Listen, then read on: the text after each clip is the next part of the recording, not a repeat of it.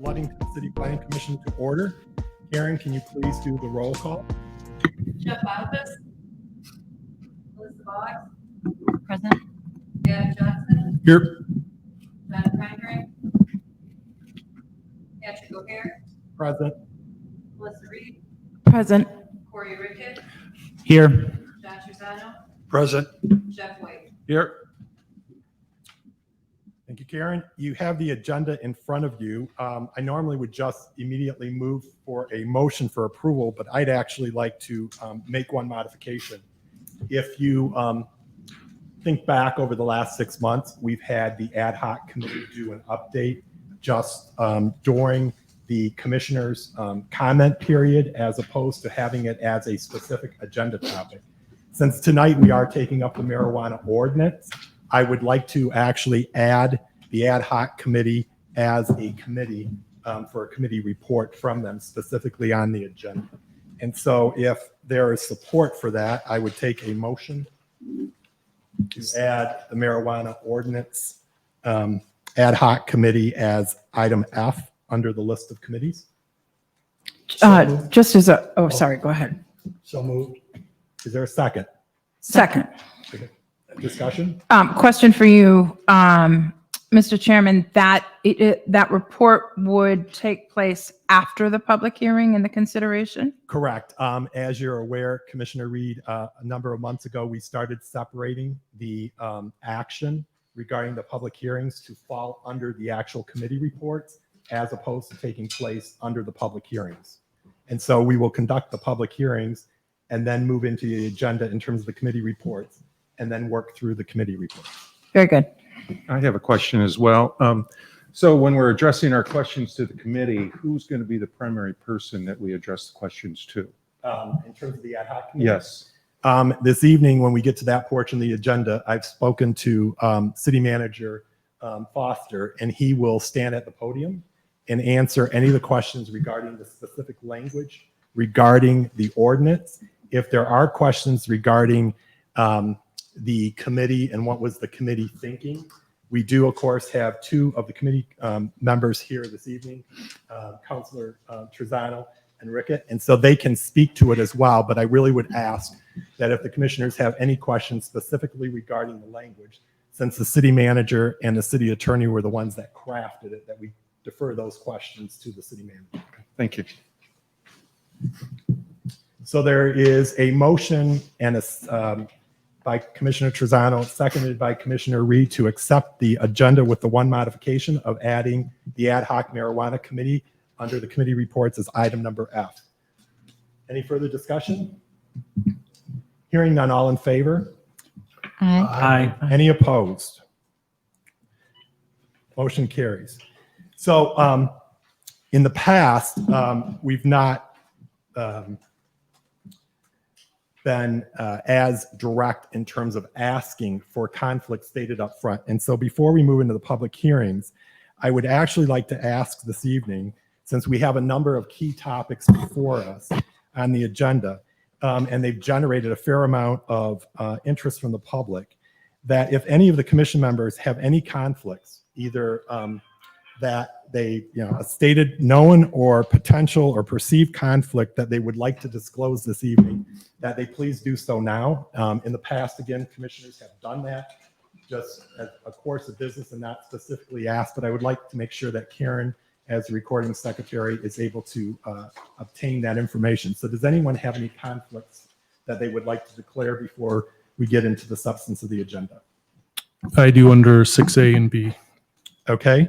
So Karen, can you please, and I take it the conflict is you are therefore sustaining from the discussion or any vote. Correct. So can you note that Commissioner Johnson has abstained from points A and B and any subsequent discussion and voting that takes place in the committee report?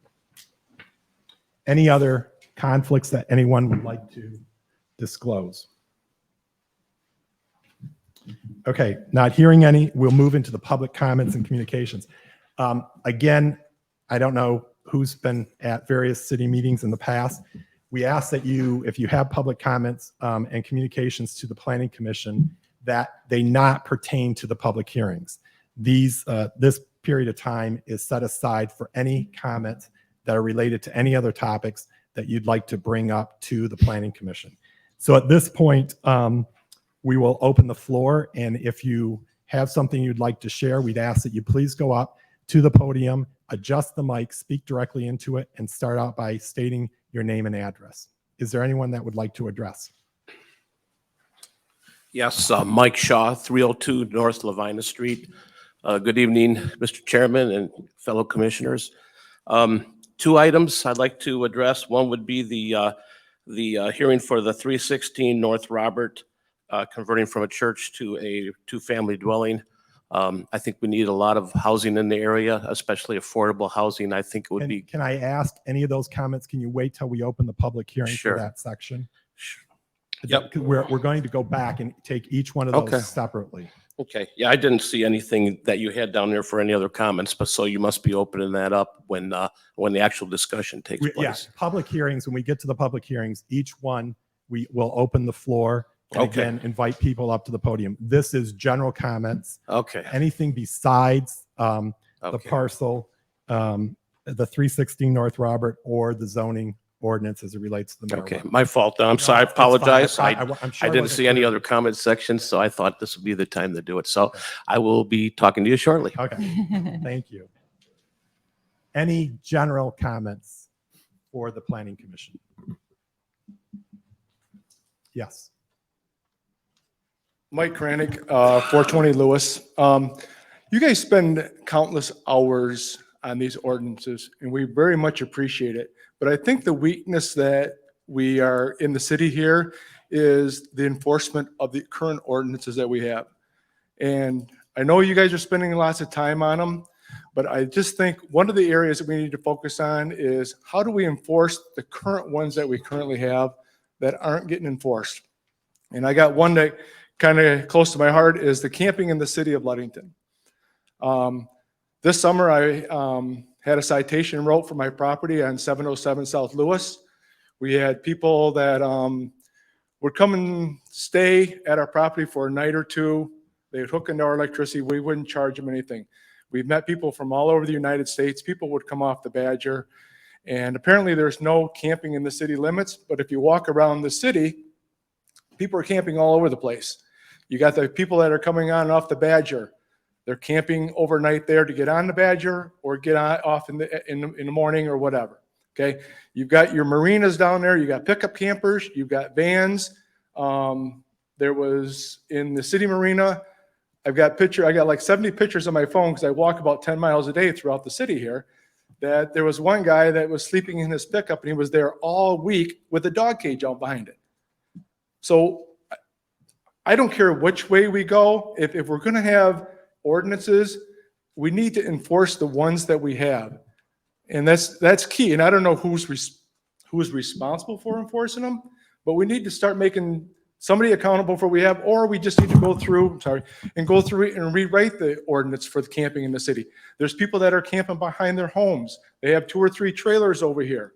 I mean, there's lots of issues that we need to adjust. So as we go through and think about this, who is going to enforce it and how are we going to do it?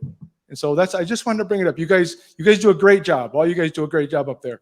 And I wouldn't want your job, but we just need to think about that as we go forward here. Thank you. Thank you. Any other public comments? Third time. All right, we'll close public comments and move on to the approval of minutes.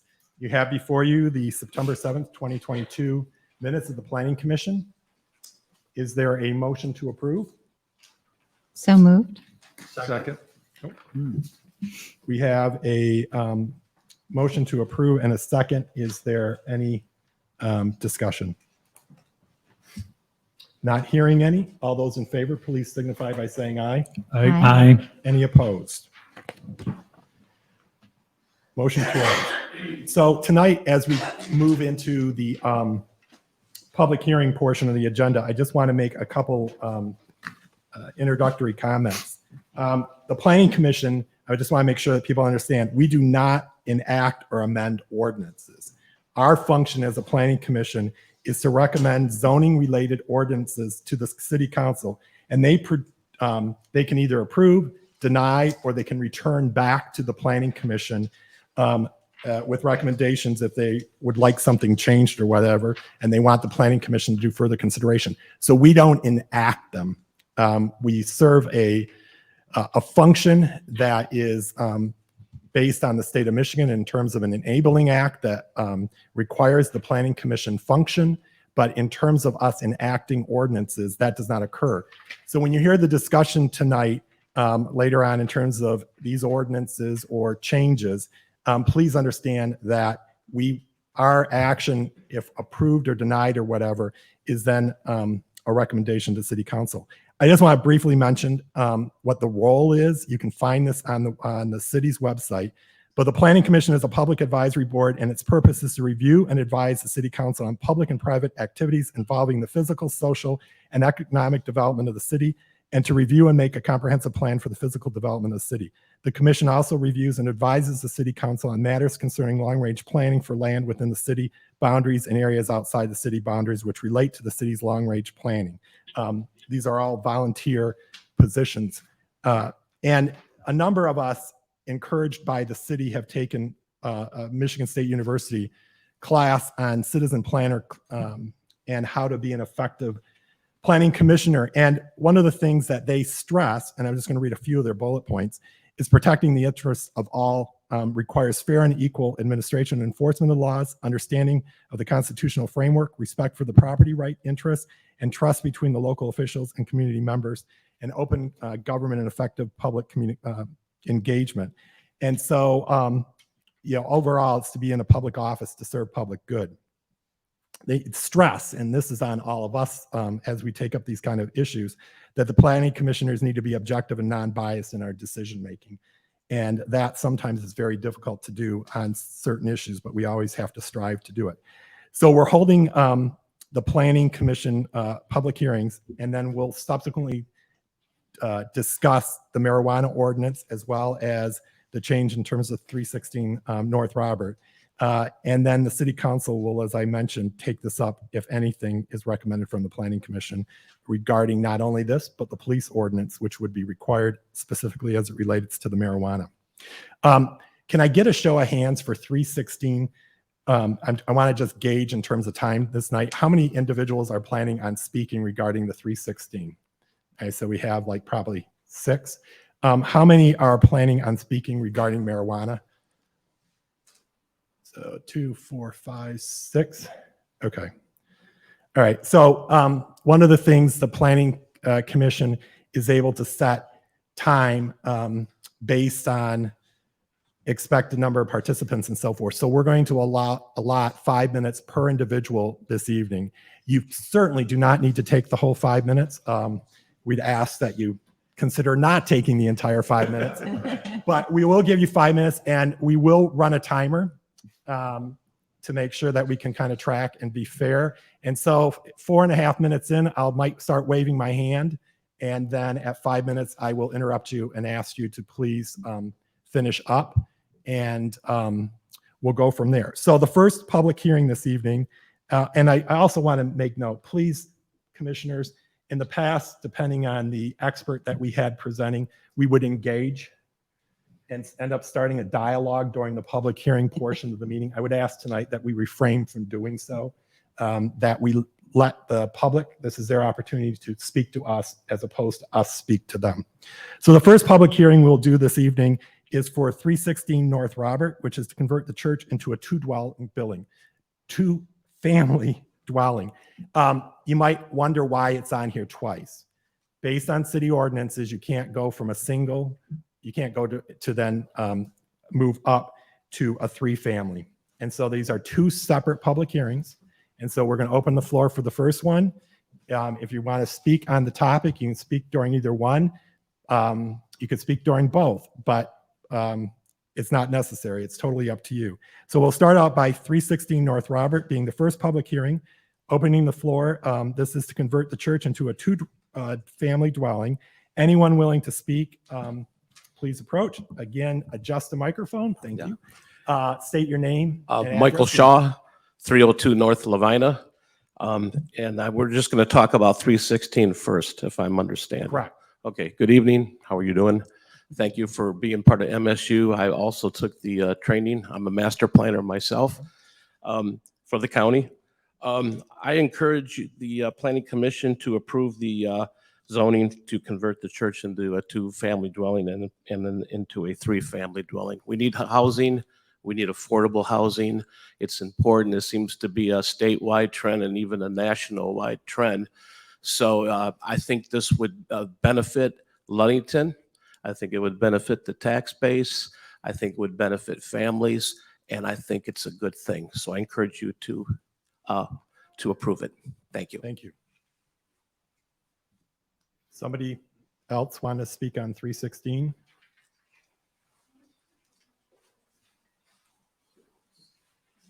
Brian Ford, I pastor Living Word Church in Ludington, and I think it's a great idea, particularly 3-bedroom apartments, difficult to find. I've seen Mr. DeHaan's work in the past. He's does a great job, and my daughter, son-in-law, and their kids are coming back after graduating school, and they're going to need a 3-bedroom, so because they have boys and girls. So anyway, I want to encourage you to approve it. I think it'll benefit the city. It won't be an eyesore. It's going to be a beautiful, beautiful facility when Mr. DeHaan is done, and I think it'll benefit the city. Thank you. Thank you.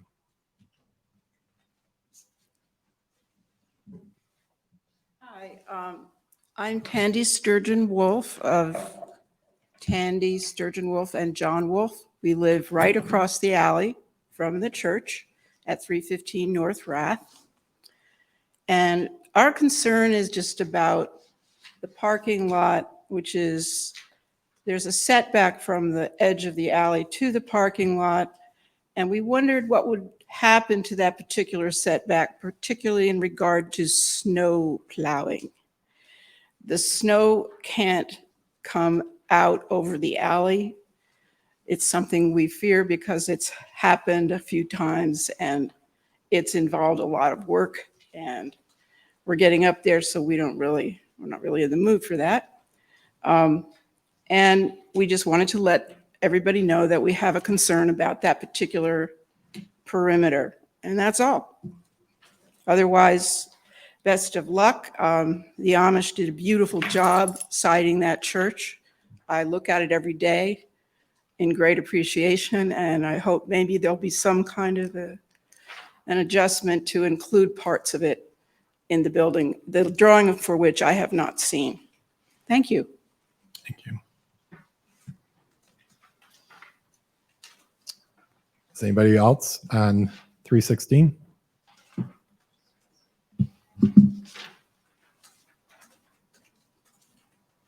Hi, I'm Gail Martin. I live at 319 North Robert, directly across from the church.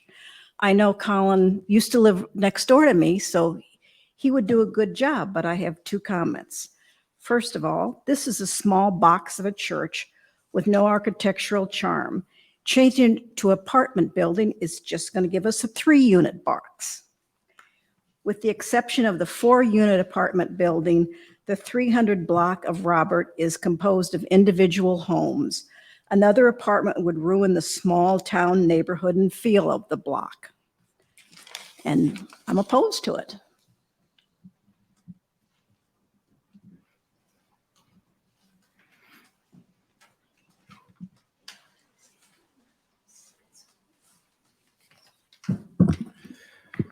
All right. Good evening. My name is Colin DeHaan. Formerly lived at 317 North Robert Street.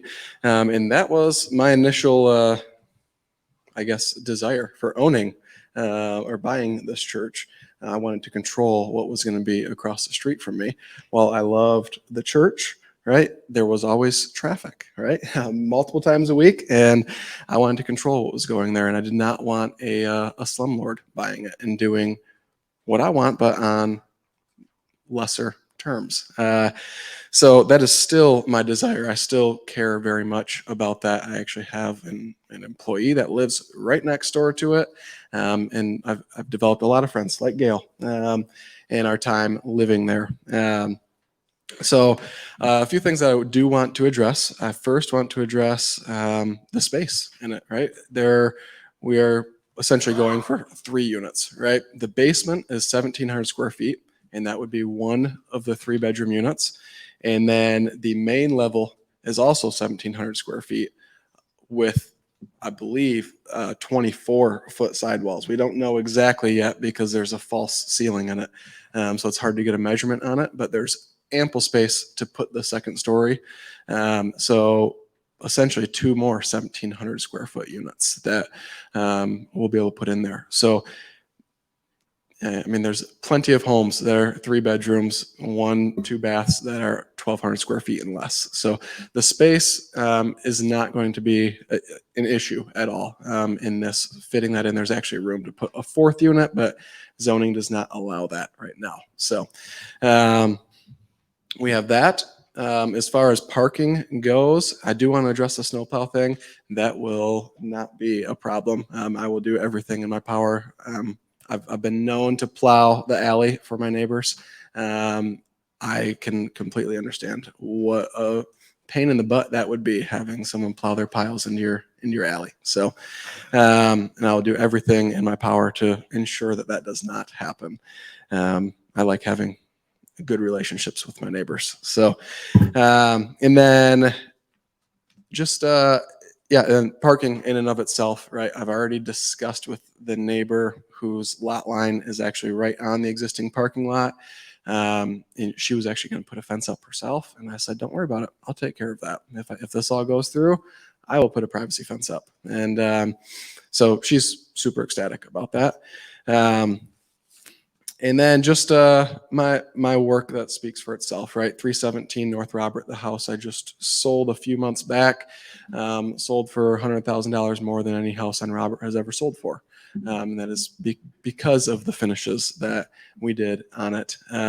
We increased the value tremendously. And a few other properties, I had one out in Hamlin where bought it for $95,000 and it sold for well over $200,000. And then also the one most people know is the old Ludington Plumbing Building, or some of you might remember Studio 31. And the work that has been done out there that is still not complete, right? Everybody tells me how beautiful it is already, and there's still a lot more to be done out there, right? So I do not cut corners on the work that I do, and this will not be a slum house, for lack of a better term. These will be nice, high-end 3-bedroom units. And that's my target for it. I want to build more value in this town. That is my heart. I just bought a rundown house across the street from here that is getting fully gutted, and that is my heart. I want to see this town prosper as much as it possibly can, and I believe that 316 North Robert is a part of that grand plan. So that is all I have to say. Thank you. Thank you. Anyone else wanting to speak on 316 North, the conversion from single family to 2?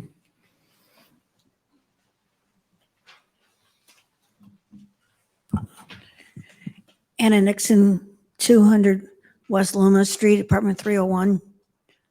As a former person coming back into Ludington, looking for apartments or someplace to live, this would be a great asset if I was coming back. Because I see all the time people, ISO, I can't find a place. Thank you. Thank you.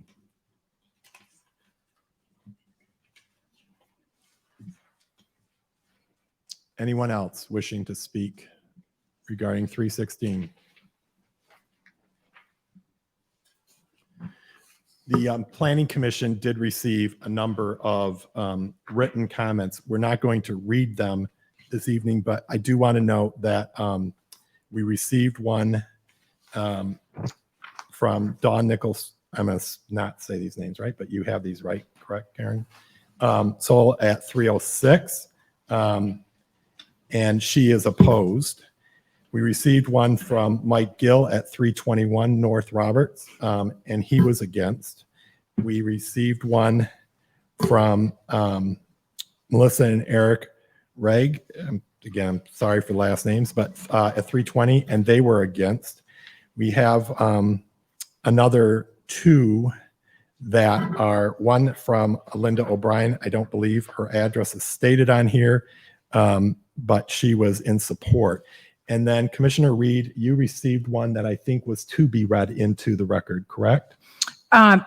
Yes, the one that I received was from Tom Orbis at 318 North Robert. They own the house next door. And their email reads, regarding 316 North Robert, we are the owners of the house next door at 318 North Robert. There is a shed that belongs to the church that is over the property line approximately 2 to 3 feet, according to stakes that we had placed there about 10 days ago by PM Surveying LLC. We would respectfully ask that this be corrected, please. We have no other issues with this proposal. So those were written comments that were submitted prior to tonight's meeting. Any other comments from the public regarding converting the church into a two-family dwelling? Seeing no one step forward, we will close that public hearing and move to the second public hearing for 316 North Robert, which is to convert from a two-family dwelling to a three-family dwelling. Is there anyone that would wishes to address the Planning Commission this evening regarding that one? Yes, sir. Again, Michael Shaw, 302 North Lavina. I'm in support of that. I think that would be good for the community. Thank you.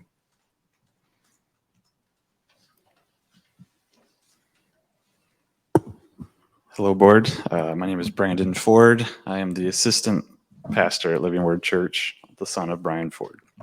You know, with the whole thing about apartments, I know people automatically get a thought in their mind. If it isn't a really nice thing like they did on Rose Street, they immediately think of a rundown, sloppy looking, you know, broken down cars in the driveway and all this other stuff, or the streets overrun with cars.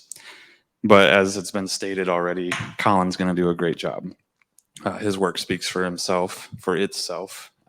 It's going to be done really well. I have seen the plans for the interior as well, and I can tell you they will be very nice apartments, which will attract people that the neighbors will be happy to have as neighbors, if we could put it that way. And as some other people had mentioned, it is hard to find good homes, good housing, if you're not looking to buy a permanent home, which those are also hard to find. I don't know if anyone's tried to buy a house recently, but the market's crazy. So I just, from a non-biased perspective, I would say any opportunity that we could have to have additional temporary homes, you know, because not everyone's looking to buy a permanent house, you know, but they're starting a family, they need a 2-3 bedroom apartment. This would be a great asset for the city of Ludington. The road won't be littered with extra vehicles for instance, the snowplow issue in the winter time. Everyone's got to find a place to put their cars. There's going to be ample parking. You know, I think the neighbors will get along just fine. And it's been great to be there as a church. And, you know, we're kind of sad to leave the building, but we're excited about the future of that building. Certainly would rather see it converted into places where a community can grow, families can grow. And, you know, that's how I started out. My wife and I started where the Cove building is now. There's this little dinky house. We were in the upstairs apartment, and it was $450 a month. I know that's unheard of now, but that's how we started out, and we have a lot of memories there, and I'm looking forward to this building holding a lot of memories for other people in the same kind of boat, same situation. I'm sure rent will not be $450 a month, right? But, you know, inflation and whatnot. But anyway, thank you for your time. And as it's been said, we do not envy your job, but we're grateful for it. Thank you. Does anybody else want to? I know I already talked, Gail. I'm sorry. I just wanted to address a couple things. Yeah, restate just. For Yep, my name is Colin DeHaan, former resident of 317 North Robert. The shed removal that Commissioner Reed has spoken about, I already plan to get rid of that. That's actually the neighbor, or that's actually the home that one of my employees lives in. So already discussed that. It's falling apart already. I don't know why you guys didn't take care of it, but I'll take care of it for you. So, so that will be gone. And I did want to bring up one more thing that I forgot in my initial conversation. It was brought up that other than the 1-4-plex at 314, or I'm sorry, 313 North Robert, they're actually 315 right next to that one is also a duplex. And then on the corner of Haight Street and Robert is also a multifamily unit. So there are multifamily units on that corridor there. And as Brandon had stated, there will not be cars littering the roads. And again, these will be, they will attract nicer, higher end families, for lack of a better term. So that is all. Thank you.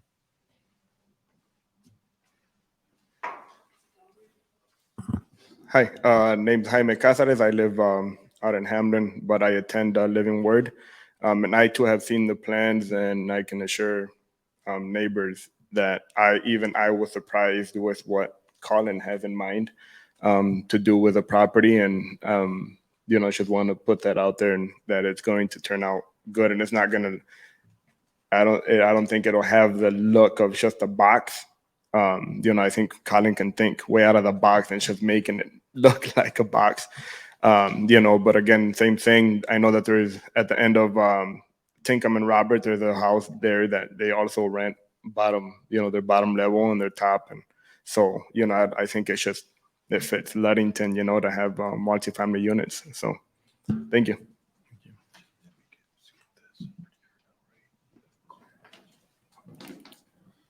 Does anybody here? Can you This is please? Tandy Sturgeon Wolf, back again, Can you- 315 North Rath. Thank you. Does anybody here care about the idea of affordable housing? This is not affordable housing. The reference to high-end people is really, really offensive. The way people become high-end is to be able to afford an apartment and live within it for a certain amount of time so that they can put their life together, work at a job on a regular basis, etc. Now, there are some apartments springing up around this town. Some are over at the Straight Steel and Wire. The cheapest one is $900. They go from $900 to $1,200 a month.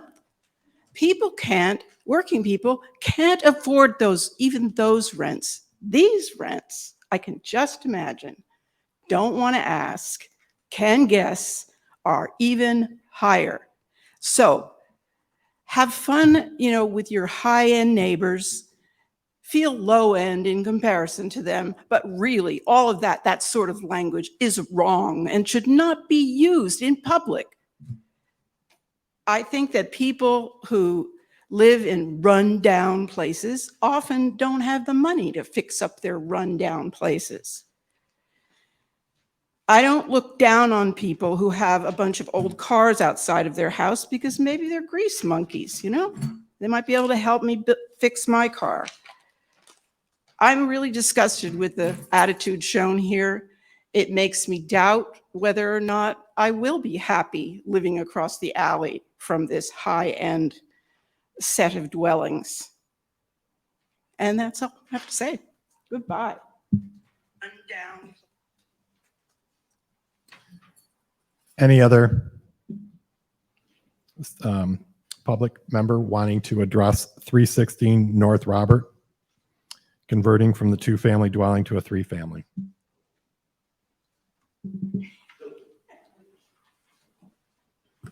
Brian Ford, pastor of Living Word Church. Just one thing I wanted to point out. As far as I know, this is the oldest existing church building in Ludington. Dates to 1865. Was actually built in the 4th Ward and picked up in 1901 and moved to Robert Street. It's a historic building, and I was advised by a guy he does a lot of things real estate wise. He said, tear it down, sell the property so somebody can build a house. I didn't want to see that happen to this historic building. When Colin approached me with the plans, I've seen the plans. I said, that's what this building deserves. It deserves to continue. It's a grand old building. It's very solidly built. And I was much in favor of seeing the apartments come in and this building continue to be used and to be a blessing to Ludington rather than torn down and we just build a house there. Thank you.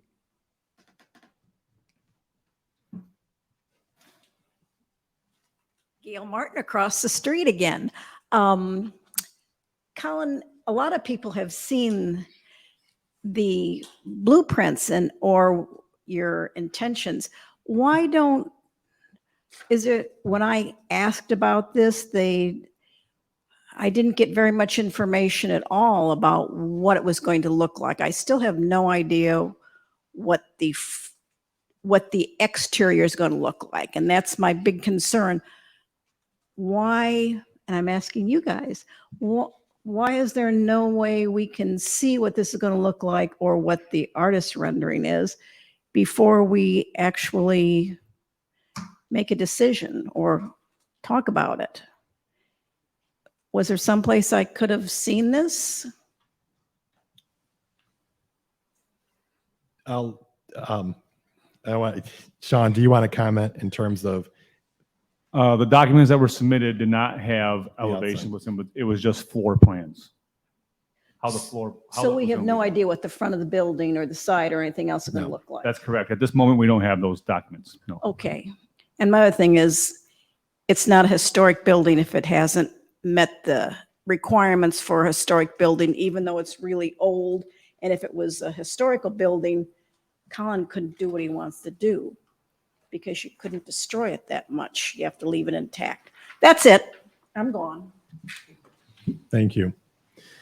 Any other comments regarding the conversion of the two-family dwelling to a three-family dwelling for 316 North Robert?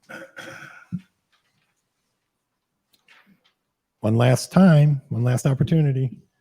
Not seeing anyone step forward, we will close the public hearing for 316 North Robert and move on to the next public hearing, which is the amendment to the zoning ordinance for marijuana. Anyone wishing to speak, again, please adjust the microphone and start by stating your name and address. So this is regarding the marijuana ordinance. Yes, Michael Shaw, 302 North Lavina.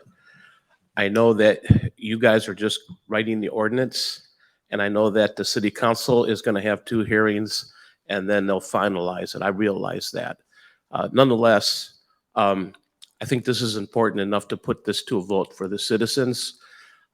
There's been a number of meetings here, and I've been to a couple of them. I know other people have too, and I've always seen more people that don't want it than do. But I see some people have decided that they're going to go ahead and proceed with this anyways. But again, I think it would only be fair to put this to a vote to the citizens. I know, again, that's not your responsibility. You're just writing the ordinance and you're creating it. But I thought I would express my opinion and say that, the citizens really have not had an input on this. Not really.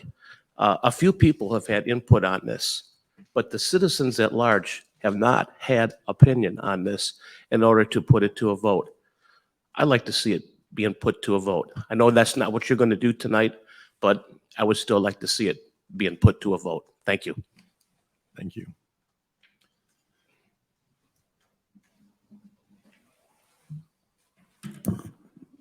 Evening.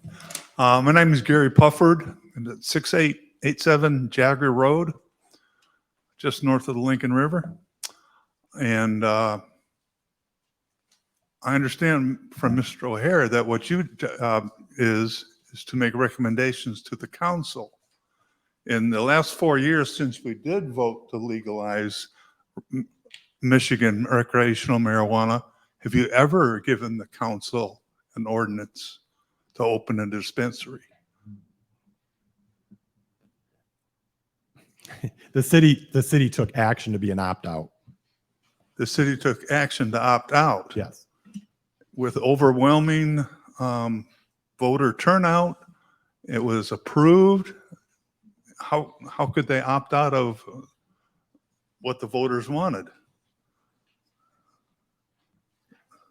We're not going to respond to questions from the public this evening. We may be able to incorporate some of them in our discussion or whatever, but this is your time you can ask, but we're not going to respond with answers. Well, you haven't answered. Have you submitted an ordinance to the city council?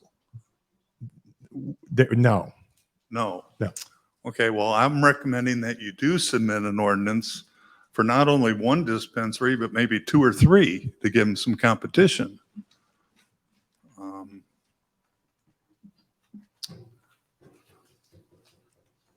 I was one of the original, in order to get the ballot put on to vote in Michigan, I was running around with petitions to get voters' signatures.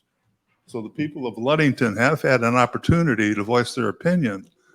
And I mailed those petitions in, and we got the vote on it. And that was 4 years ago. Now, if we do get you guys approval and recommend to council to open a dispensary, I would like to caution you about what happened in Denver. They legalized recreational marijuana. They opened their dispensaries, but they put in a clause saying you have to be careful, or they restricted where you could smoke marijuana. Now, I would like to see a dispensary here, and I'd like to be able to smoke a joint on the beach or in the state park or walking down the sidewalk. I would like to see no restrictions on where you smoke marijuana.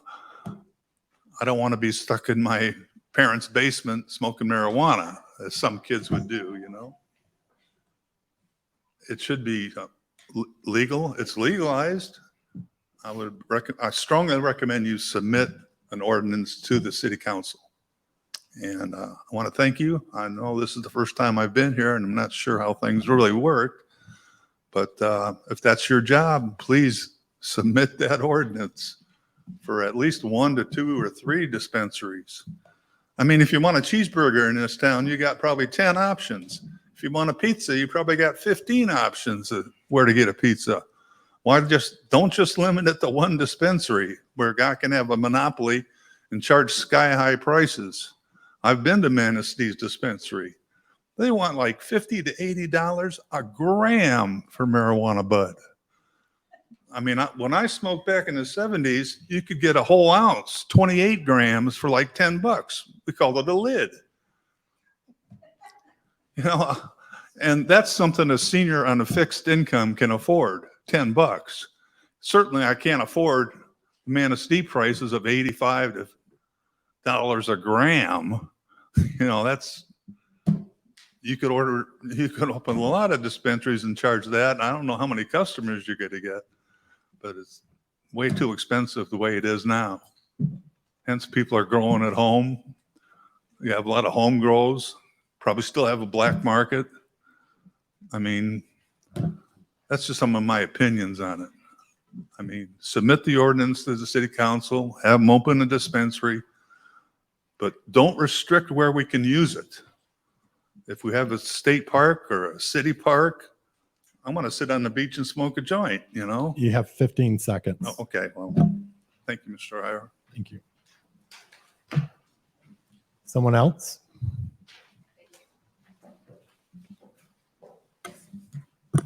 Hi, Cheryl Fielding, 307 North Harrison. Thank you for explaining the rules, because this is my first meeting to this. I've been to lots of city council and ad hoc meetings. So I believe that marijuana establishments do not need to be in the city of Ludington. I think Ludington is very close to cities that have opted in and have retail establishments which are easily accessible. I also realize that this committee will not vote on marijuana being allowed in downtown, but I would urge the committee to send the proposed ordinance back for revision. Ludington is only 3.5 square miles. and does not need to approve growing, processing, transporting in addition to retail establishments. The original discussion at City Council was that the city should develop an ordinance to avoid worst case scenario.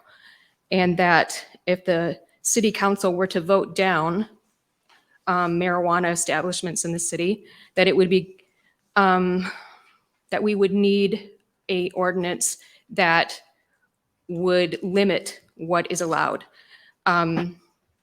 Because eventually, if it were voted down, then there could be a petition by industry for a referendum to that they would outline what they would want. My understanding what City Council said was, let's make an ordinance that would make it and the city be able to decide what is acceptable in the city. I feel like this ordinance does not limit any facility in the city. It allows, like I said, growing, processing, transporting, and retail. I believe this ordinance presented goes beyond limiting and would not prevent worst case scenario. And I also believe that the number of retail establishments should be limited to a specific number, 2 or 3. And let's see. And I think that would create a compromise that would maybe the concerned citizens of the current ordinance maybe would not feel as strongly to put it to a referendum of a vote to the people as probably is what's going to happen if it's moved forward as it is. Thank you. Sorry, I was a little confusing there. Thank you.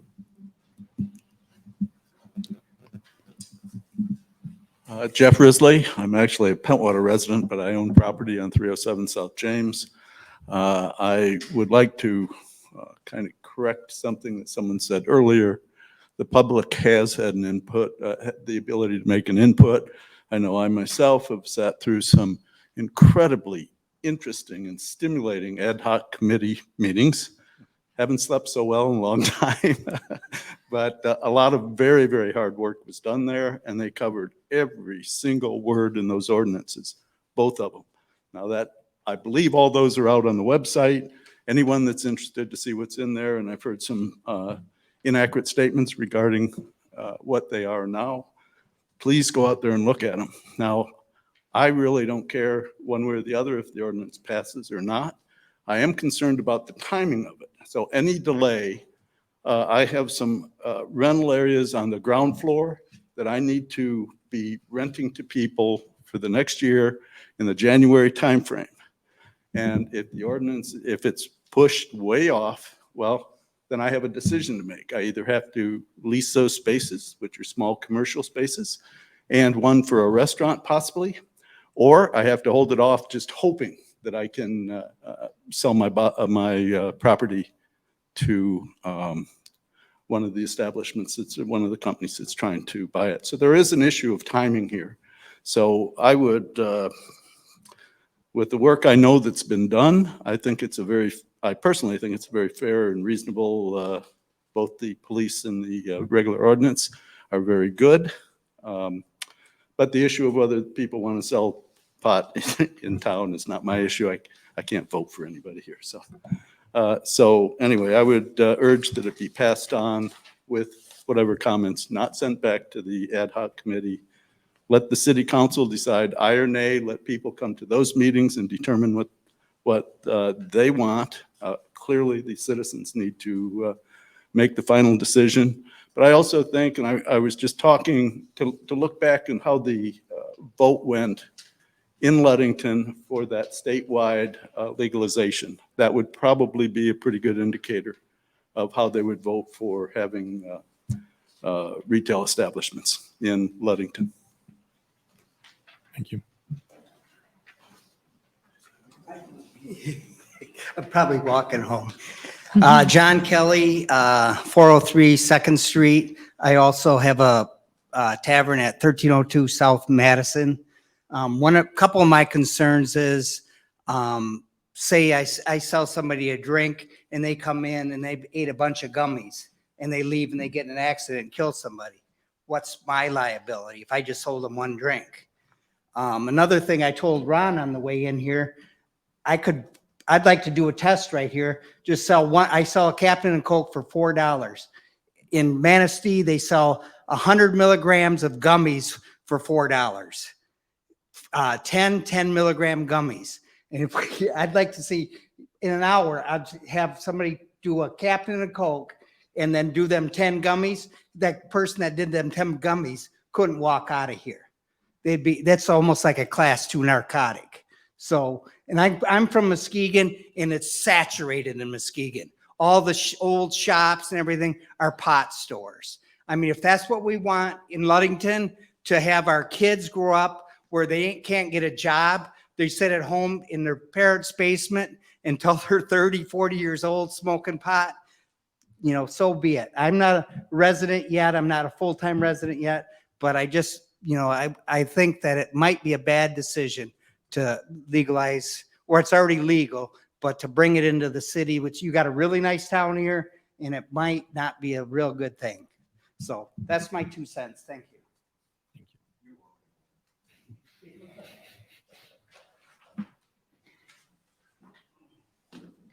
Barbara Kablinski, 210 North Lewis. Can you pull down the mic, please? My stature is challenged. I have some questions that you do not have to answer. I just want you to keep track of the questions. When the licensing person is not the property owner and the property becomes out of compliance, either for something like ventilation or something else, what's the city's ability to enforce? If you look at the enforcement stuff that happens on other code violations in the city, it can take years for mitigation to happen. And so my question is, how quickly can the city react based on the way the current ordinance is proposed? Second thing is, under general provisions, in the ordinance, it says if there are existing restrictions and those restrictions are different than the restrictions in the proposed ordinance, that the proposed ordinance will apply. Why doesn't the most restrictive apply? Why potentially does the least restrictive apply? If the current ordinances were put in place for a reason, why doesn't that say the most restrictive would apply? The next issue that I had was the owner has to maintain clear and adequate records. I've been in a public setting for the last several years where the word FOIA comes up almost weekly, and the costs of FOIA are not insignificant, but even more than the cost of FOIA, the annoyance of FOIA is phenomenal for anybody that has to do that. So I don't see anything addressing here freedom of information requests that might be coming up by concerned citizens on either side of the issue. Next thing is change of ownership. There's no time limit set in the current proposal. And under that same change of ownership, the proposed new owner should provide proof of licensing by the state of Michigan for blah, blah, blah.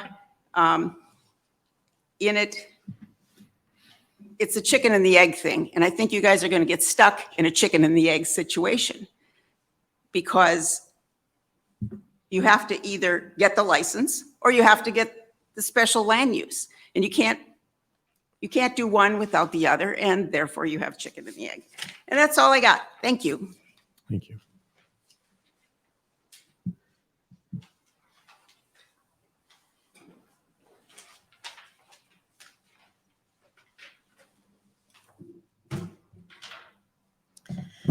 Hello, I'm Kathy Winchesky, 408 North Row Street. And if we can do a little bit to just get some homework ready here first, guys. Some of you have this map in front of you. And sorry that the audience doesn't have this map, but the Planning Commission does have it. If you guys would open that up, because I'm going to refer to this section on Washington Street, up in the 4th Ward. And so it's light green squares. And I know there's a couple up there. Does anybody need mine to look at? If you just have that ready, I just want to talk about that a little bit here.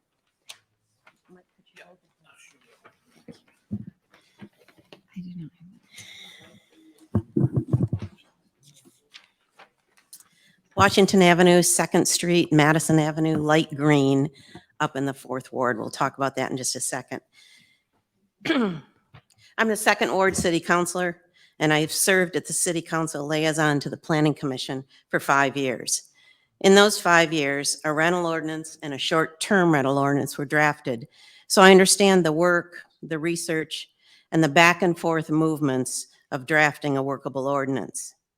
I've attended most of the marijuana committee meetings and did make note of the diligent, time-consuming work that was put into this ordinance. And I thank the committee for their work on that.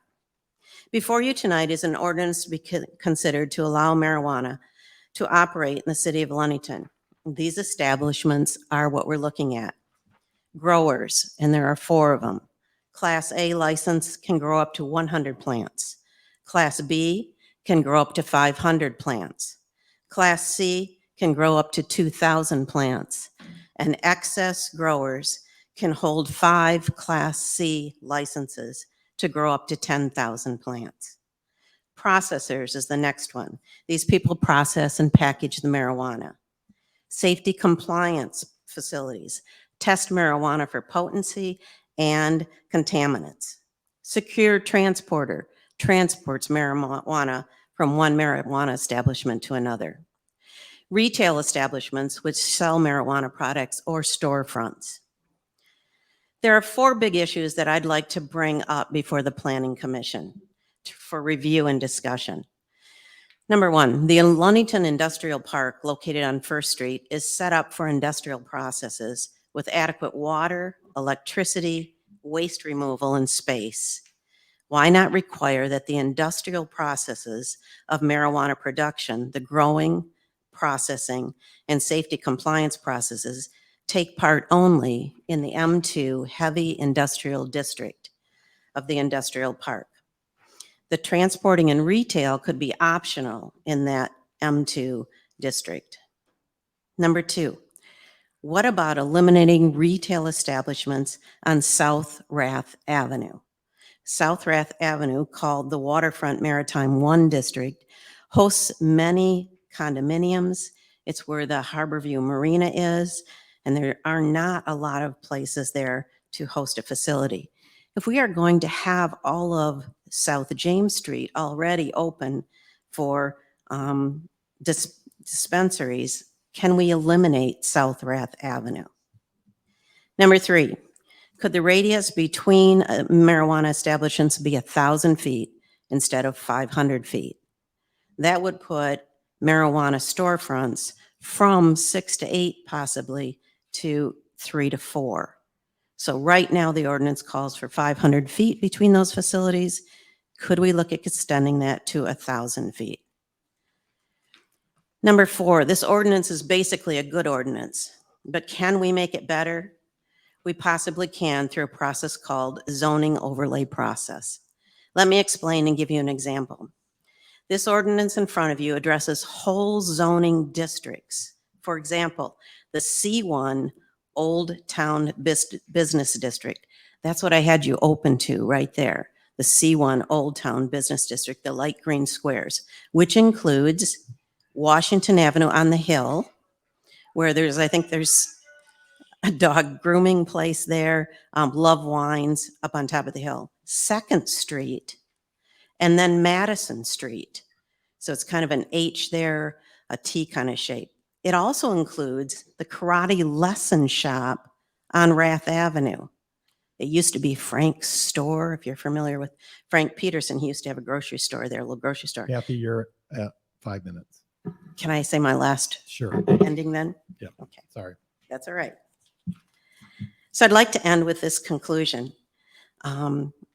I look at this ordinance as I look at a teacher's classroom the first week of school.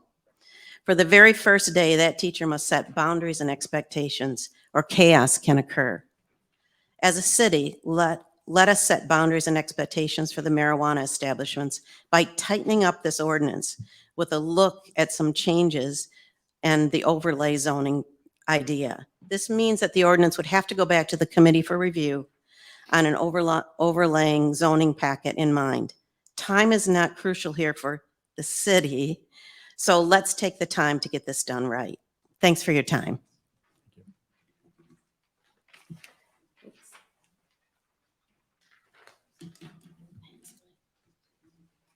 Does anybody else want to address the Planning Commission regarding the marijuana ordinance?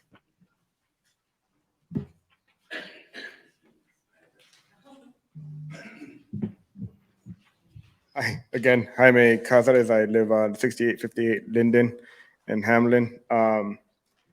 So earlier, a lady had said, complaining about rent prices being too high and not a whole lot of people being able to afford that. And another gentleman said, well, if Manistee prices are really high in marijuana, well, then if they can't afford rent, how are they going to afford weed here in town? So I'm against it, and I don't think we should have it at all. You know, I come from a background with having it, and then being in the trades, a whole lot of people do it, and you can ask anybody you'd want, they still go to anybody else that's growing it outside of a dispensary because it is a lot cheaper than it is going to a dispensary anywhere. So just so you guys think about that. Thank you.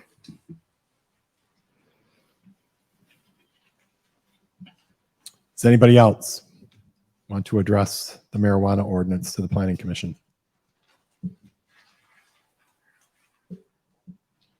You've already you've already once. In the dark about this ordinance. I mean, there's an ordinance that already exists. This is a draft ordinance. It's a public hearing for the draft ordinance. We'll touch on that further in a moment. But anyone else? There's already an ordinance.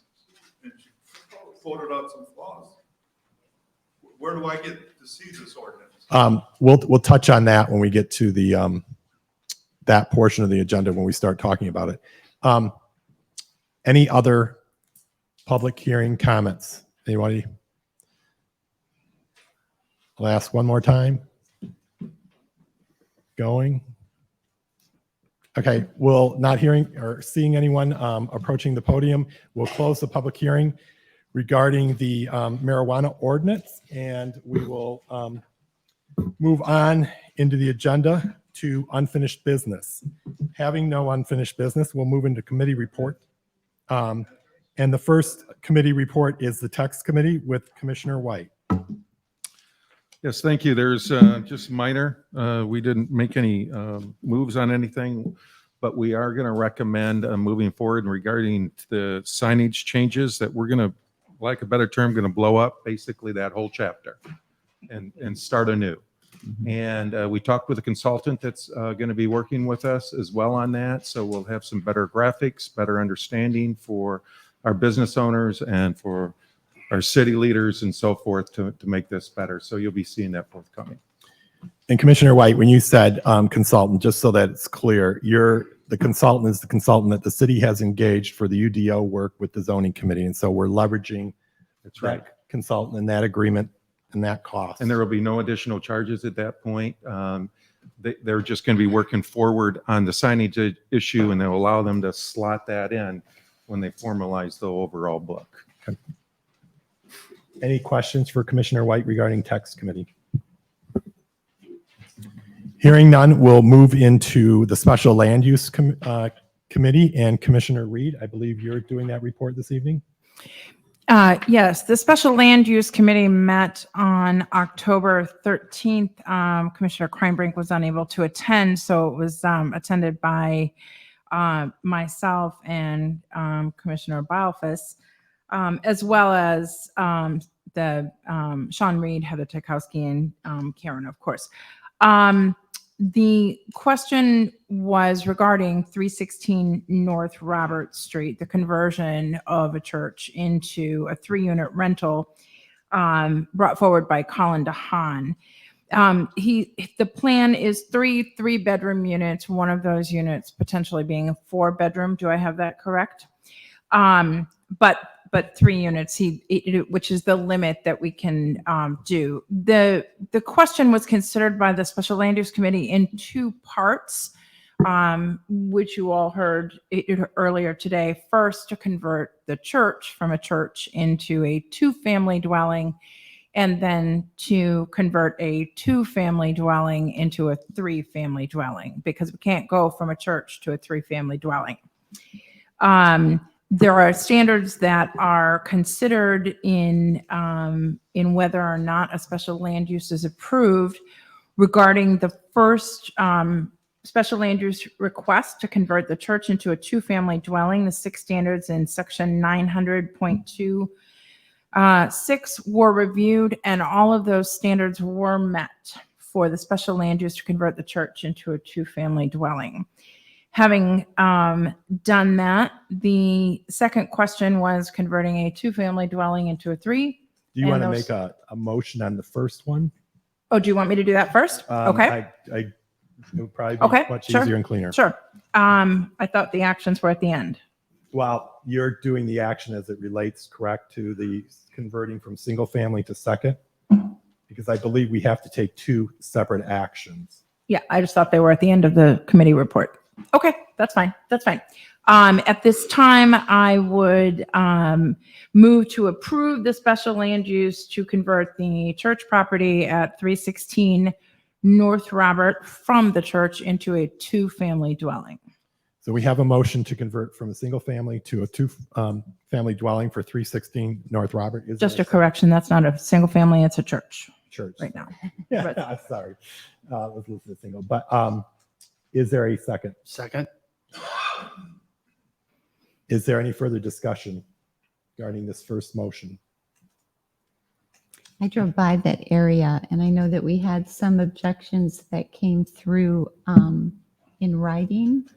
And I saw that the area, I'm sorry, I saw the area was very well cared for, and the home that you have right across the street was in excellent shape. And I've seen a lot of your work. And so I am very comfortable with this motion. Any other questions, comments? So Commissioner Reeds made a motion to approve, seconded by Commissioner Trezano, for converting from the church to a 2-family dwelling. All those in favor, please signify by saying aye.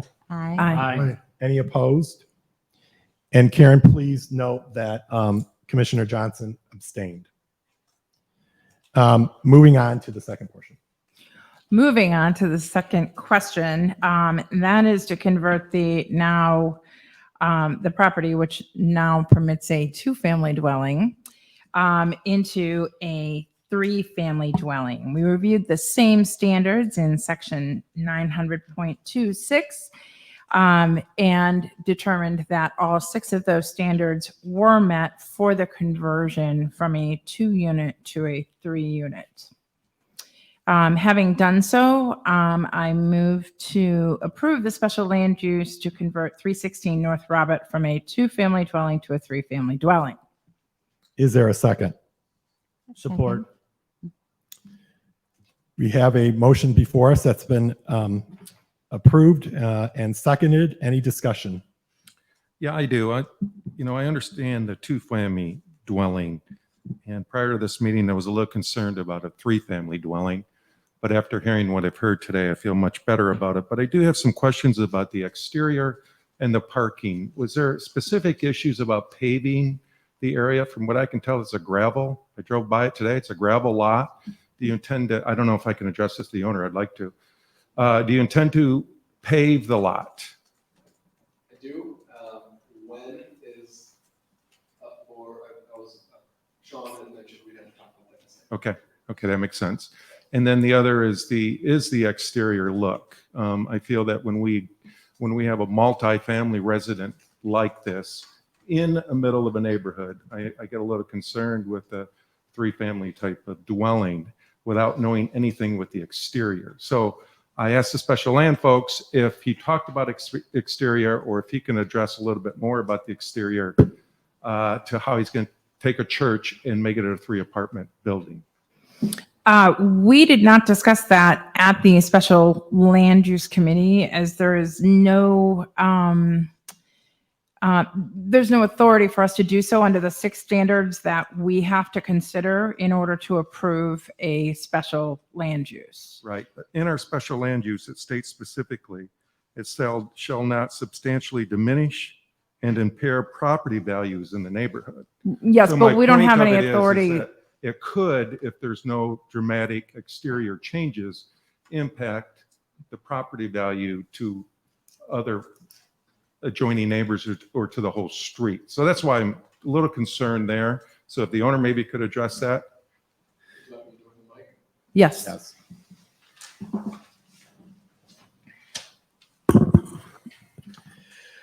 Yes, so the exterior of the building will remain mostly intact with the exception of a couple porches over walkways to enter into the home.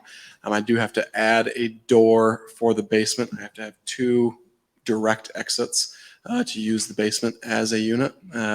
So I'll have to put one more door on the face of the building. Is the only spot that I can realistically do it. So one more door on the face. I don't believe I'll be able to put an awning or anything over that due to setbacks. But on the existing parking lot side, there will be, I guess, a small deck area that will enter the upstairs units, and I plan to put a porch over top of that. So shy of, putting windows in and things like that for the bedrooms, no major changes to the outside of the building. Any other questions, comments? If I may, Commissioner White brought this up, I believe, at our last meeting. And maybe it's one of the things we have to take a look at, the planning commission, because when special land use meets, a lot of these questions that we have about it is taken up in the site plan review, which is part of the process later on. And maybe just in terms of our own processes, in terms of how we deal with this stuff. And as we're going through the process of redoing the whole zoning ordinance, maybe there's a way to shift some of this around so that we can get some of these questions, answered at the front end, just in terms of this. Because as we all know, the site plan review comes later on in the process here, so. Good point. So there's a motion from Commissioner Reed, seconded by Commissioner Rick to approve moving from a 2-family dwelling to a 3-family. All those in favor, please signify by saying aye. Aye. Any opposed? And Commissioner Johnson is abstaining again. Moving into the next committee report, I'm assuming that was it, correct? Commissioner? That was all we had. Yes. Okay. Moving into zoning, Commissioner Trezano. Yeah, I'll try to keep it relatively short. At our last meeting in October, we received a diagnostic review from our consultants on Unified Development Ordinance.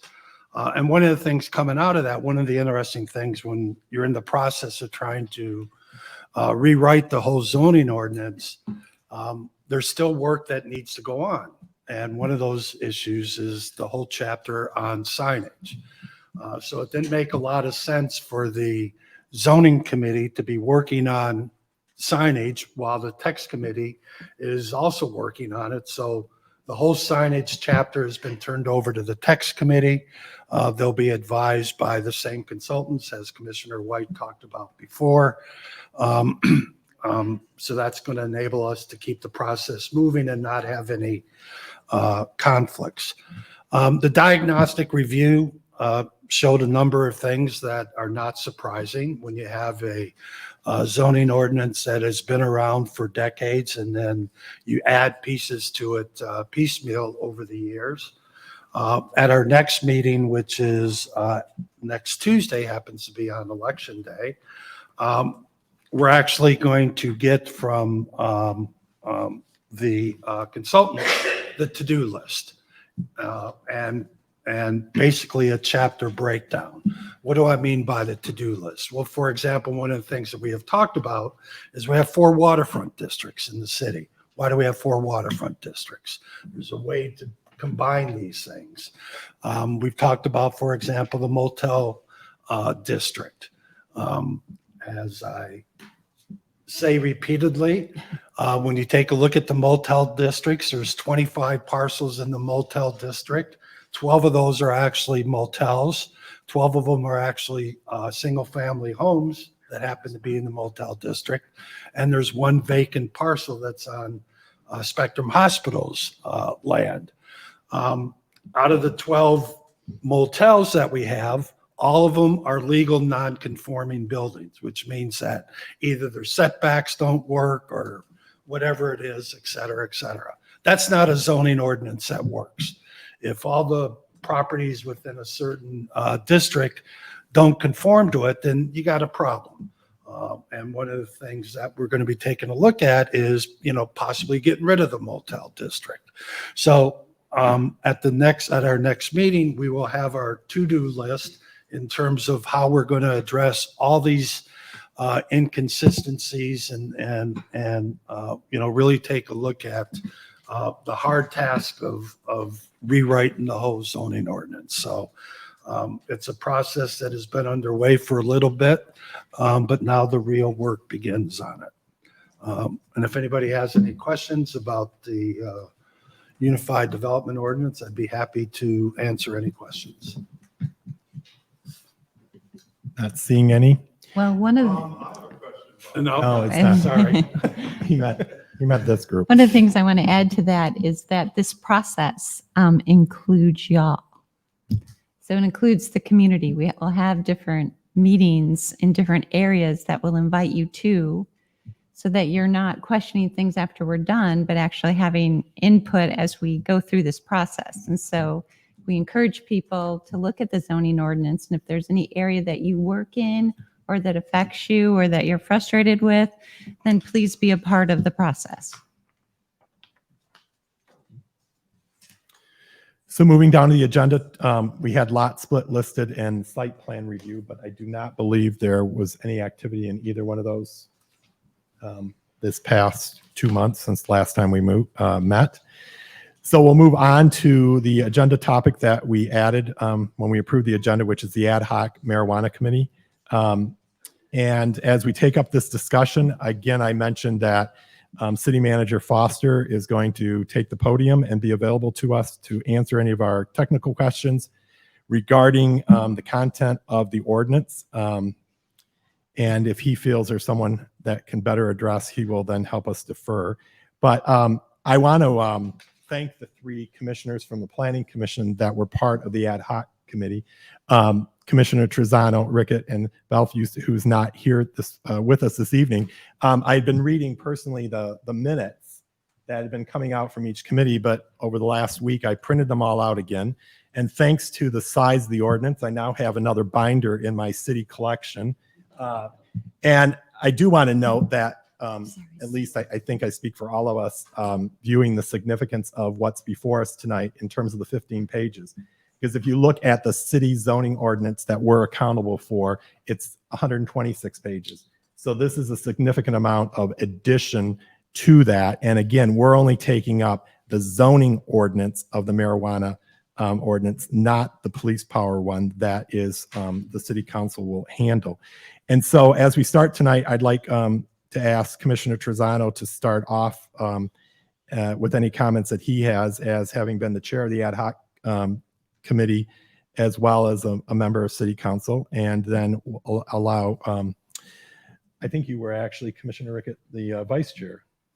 Correct. Of the Ad Hoc Committee. So I'll turn it over. Okay.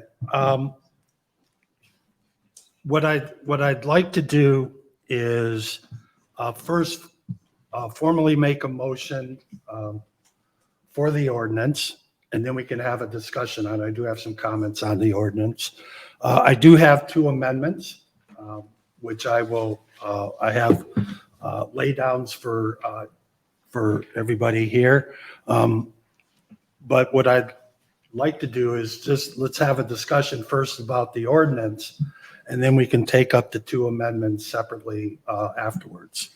So first off, I'd like to make a motion that we approved an ordinance to amend the Code of Ordinance of the City of Ludington by amending the zoning ordinance of the city to authorize certain marijuana facilities in specific zoning districts within the City of Ludington.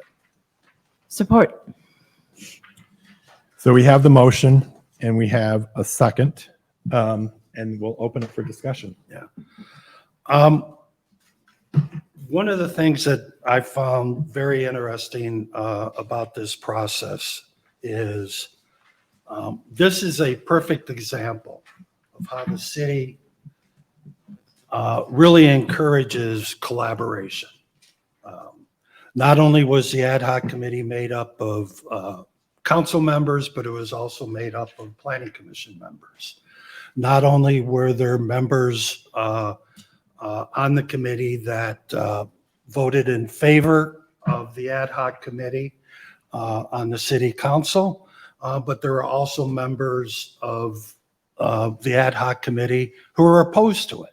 But they sat on the committee, both people who were for it and people who were against it, to come together in a very collaborative way and work together to try to develop the best ordinance that we could come up with. I do take some personal pride in how the committee moved forward, the depth of discussion that we had, the personal views that people may or may not have had regarding this thing were all put aside. I appreciate the comments from Councilor Winchesky and Sharon, you know, just in terms of, and from Jeff and other people. At the very least, at least from my opinion, you can't say that we weren't thorough and we weren't listening to people. And as Councilor Winchesky said, when you're putting together an ordinance, it is a long slog back and forth process. And when you're actually putting something together that's not only a zoning ordinance, but a police power ordinance, and trying to make sure that all these components work together and they're not inconsistencies between them, it can get pretty dry at times. But that's part of the process. I do think that it is a good ordinance. We borrowed from several other jurisdictions in terms of coming up with the language, and City Attorney Ross Hammersley and our city manager Mitch Foster did an extraordinary job, not only in terms of the research that they provided the committee, but also in terms of helping draft this language. We looked at areas like Lowell, which is a little bit smaller than Ludington, but similar in size. We took stuff from Traverse City. You know, we tried to take a look at some of the best components of some of the jurisdictions that have been doing this for a couple of years. When you take a look at this, you know, we do allow, you know, the marijuana retail establishments in certain districts. They're not allowed in the downtown along Ludington Avenue in that area, but they are in other commercial areas and in the M1 and M2 areas, as well as other associated businesses such as grow operations, safety places, etc. What we prohibited specifically were micro businesses and other facilities where you can consume on site. Those things are not in our ordinance. I'll leave it at that and answer any questions that people may have, or if Commissioner Rickett wants to add anything, Sure. you know, in terms of this, and then we can open it up. Just something real brief so everybody knows where we actually got to on this. When I went into the ad hoc marijuana committee, my thought for the ordinance was to change it from not allowed to allowed. So we have rules in place now. There was a lot of negotiating, there was a lot of compromise, and we got to this spot. So instead of just being a blanket allowed, anybody can come in, you can go anywhere you want, you can do whatever you want. We made rules. So we're as restrictive as we can be without being sued constantly, but we still allow for businesses to come in and operate. I think you kind of just touched on it, but could you comment on where some residents were feeling that there should be like a specific number put in the ordinance? Can you comment on that? I think I know the answer, but can you just kind of comment on that? Do you want to take that one? Absolutely. Be happy to. So if you look at case law that it's already started to kind of fall through so far, zoning ordinances have not been sued under the state statute, under the MRTMA. The only things that have been the police power side, which is the quota idea. And so in conversations with the ad hoc committee as well as with city attorney, the easiest way to essentially put a soft quota on there was the separation distances and not putting a hard number, because then you get into this question of limiting businesses versus a land use power that you all control and that city council does is regulated and is allowed under the state statute, whereas controlling the amount of businesses and the number of them is not something that is normally allowed and has been challenged in a number of communities. Yes. I'm a little confused by that. When you have liquor licenses, there's limits put on liquor licenses. We put, as a planning commission, limits on the number of short-term rentals as well. So what's the difference between those? Neither of those are in our zoning ordinance. Those are, one is. There's numbers specific to our short-term rentals. How many? Correct. We have like not. 30 some. We're at 50 right now. That is under a rental inspection, very specific ordinance. That has not been challenged across the state yet. So I can't say that will or won't be challenged at some point in time. The liquor license law is state statute. The state won't get sued on that. They're essentially a sovereign and have any rights and responsibilities to issue that number of licenses. Who's to say that someone can't come in and say that our short-term rental license is not allowed under statute? That's their right. And we still could be sued if this ordinance were to go forth under the separation distances. But in checking with Attorney Hammersley today, there still have not been any cases that have been heard as challenges on the zoning side versus the police power side. But as City Manager Foster said, there have been lawsuits against jurisdictions that have tried to put a number in there in terms of limiting it. Yes. And we did discuss 1,000 feet. Like there was a motion on the table for 1,000 feet and it didn't pass. So our next was 500 feet and that did pass. And so that's how we reached 500 feet. We wouldn't have been able to go any lower because it would have shifted at that point. So we as a group came up with that and we went through the process to reach that number. Specifically, Commissioner Rick, to that point, not to call you out, but it's in the minutes. It was interesting to take all the minutes and read them in sequential order all at once and see the progression of the discussion. And so to your point, it didn't start where it was 500 or 350 or whatever. It was like zero. Right. Some parties on that ad hoc committee said they didn't want any restrictions. Yep. Some wanted 1,000. The middle ground was 500. Yes. One of the questions that was brought up, and I was actually thinking it when I first started reading this, was the issue of the overlay districts. And so can you address the issue in terms of further being able to restrict by defining via overlay districts, which, is a planning tool, but. Yeah, and in the committee, actually, that was one of our first topics of conversation as well. And the attorney and myself both, gave the guidance, and I think overlay districts have to be contiguous. And so you could have theoretically had two separate overlay districts for the industrial park and then for a commercial downtown area. But if you talk to Michigan State Extension or MSU through their urban planning area, they also will recommend that you don't touch uses. Uses should not be included in an overlay district. I'm sure the zoning committees already talked about this as well, because you want to have those be part of the baseline zoning district. So essentially as Councilor Winchesky talked about earlier, you have your base zoning district, and then you put this additional restrictions over the top as an overlay. But those additional restrictions typically revolve around additional requirements, additional oversight, maybe a design element. As we talk about historic districts, you could put a historic overlay district. Holland has one for their downtown. I believe Gaylord has one for their downtown to keep the Alpine theme. But you don't do anything that changes the use, because that should be really dealt with on that base zoning layer. And really with the amount of space that was looking to be included as not only the retail side, but also the manufacturing, the growing, the processing, that overlay district would have been massive, potentially huge. And to cover that much area, as I was actually talking with Councilor Winchesky earlier this evening, one of the things that you would look at that point is unintended consequences of an overlay district, including parcels that weren't necessarily zoned appropriately for this, if they then included this use as something over the top of them. So it was definitely part of that early discussion. One of the challenges when I first opened this up to start reading through it and was spreading things all out was the actual map.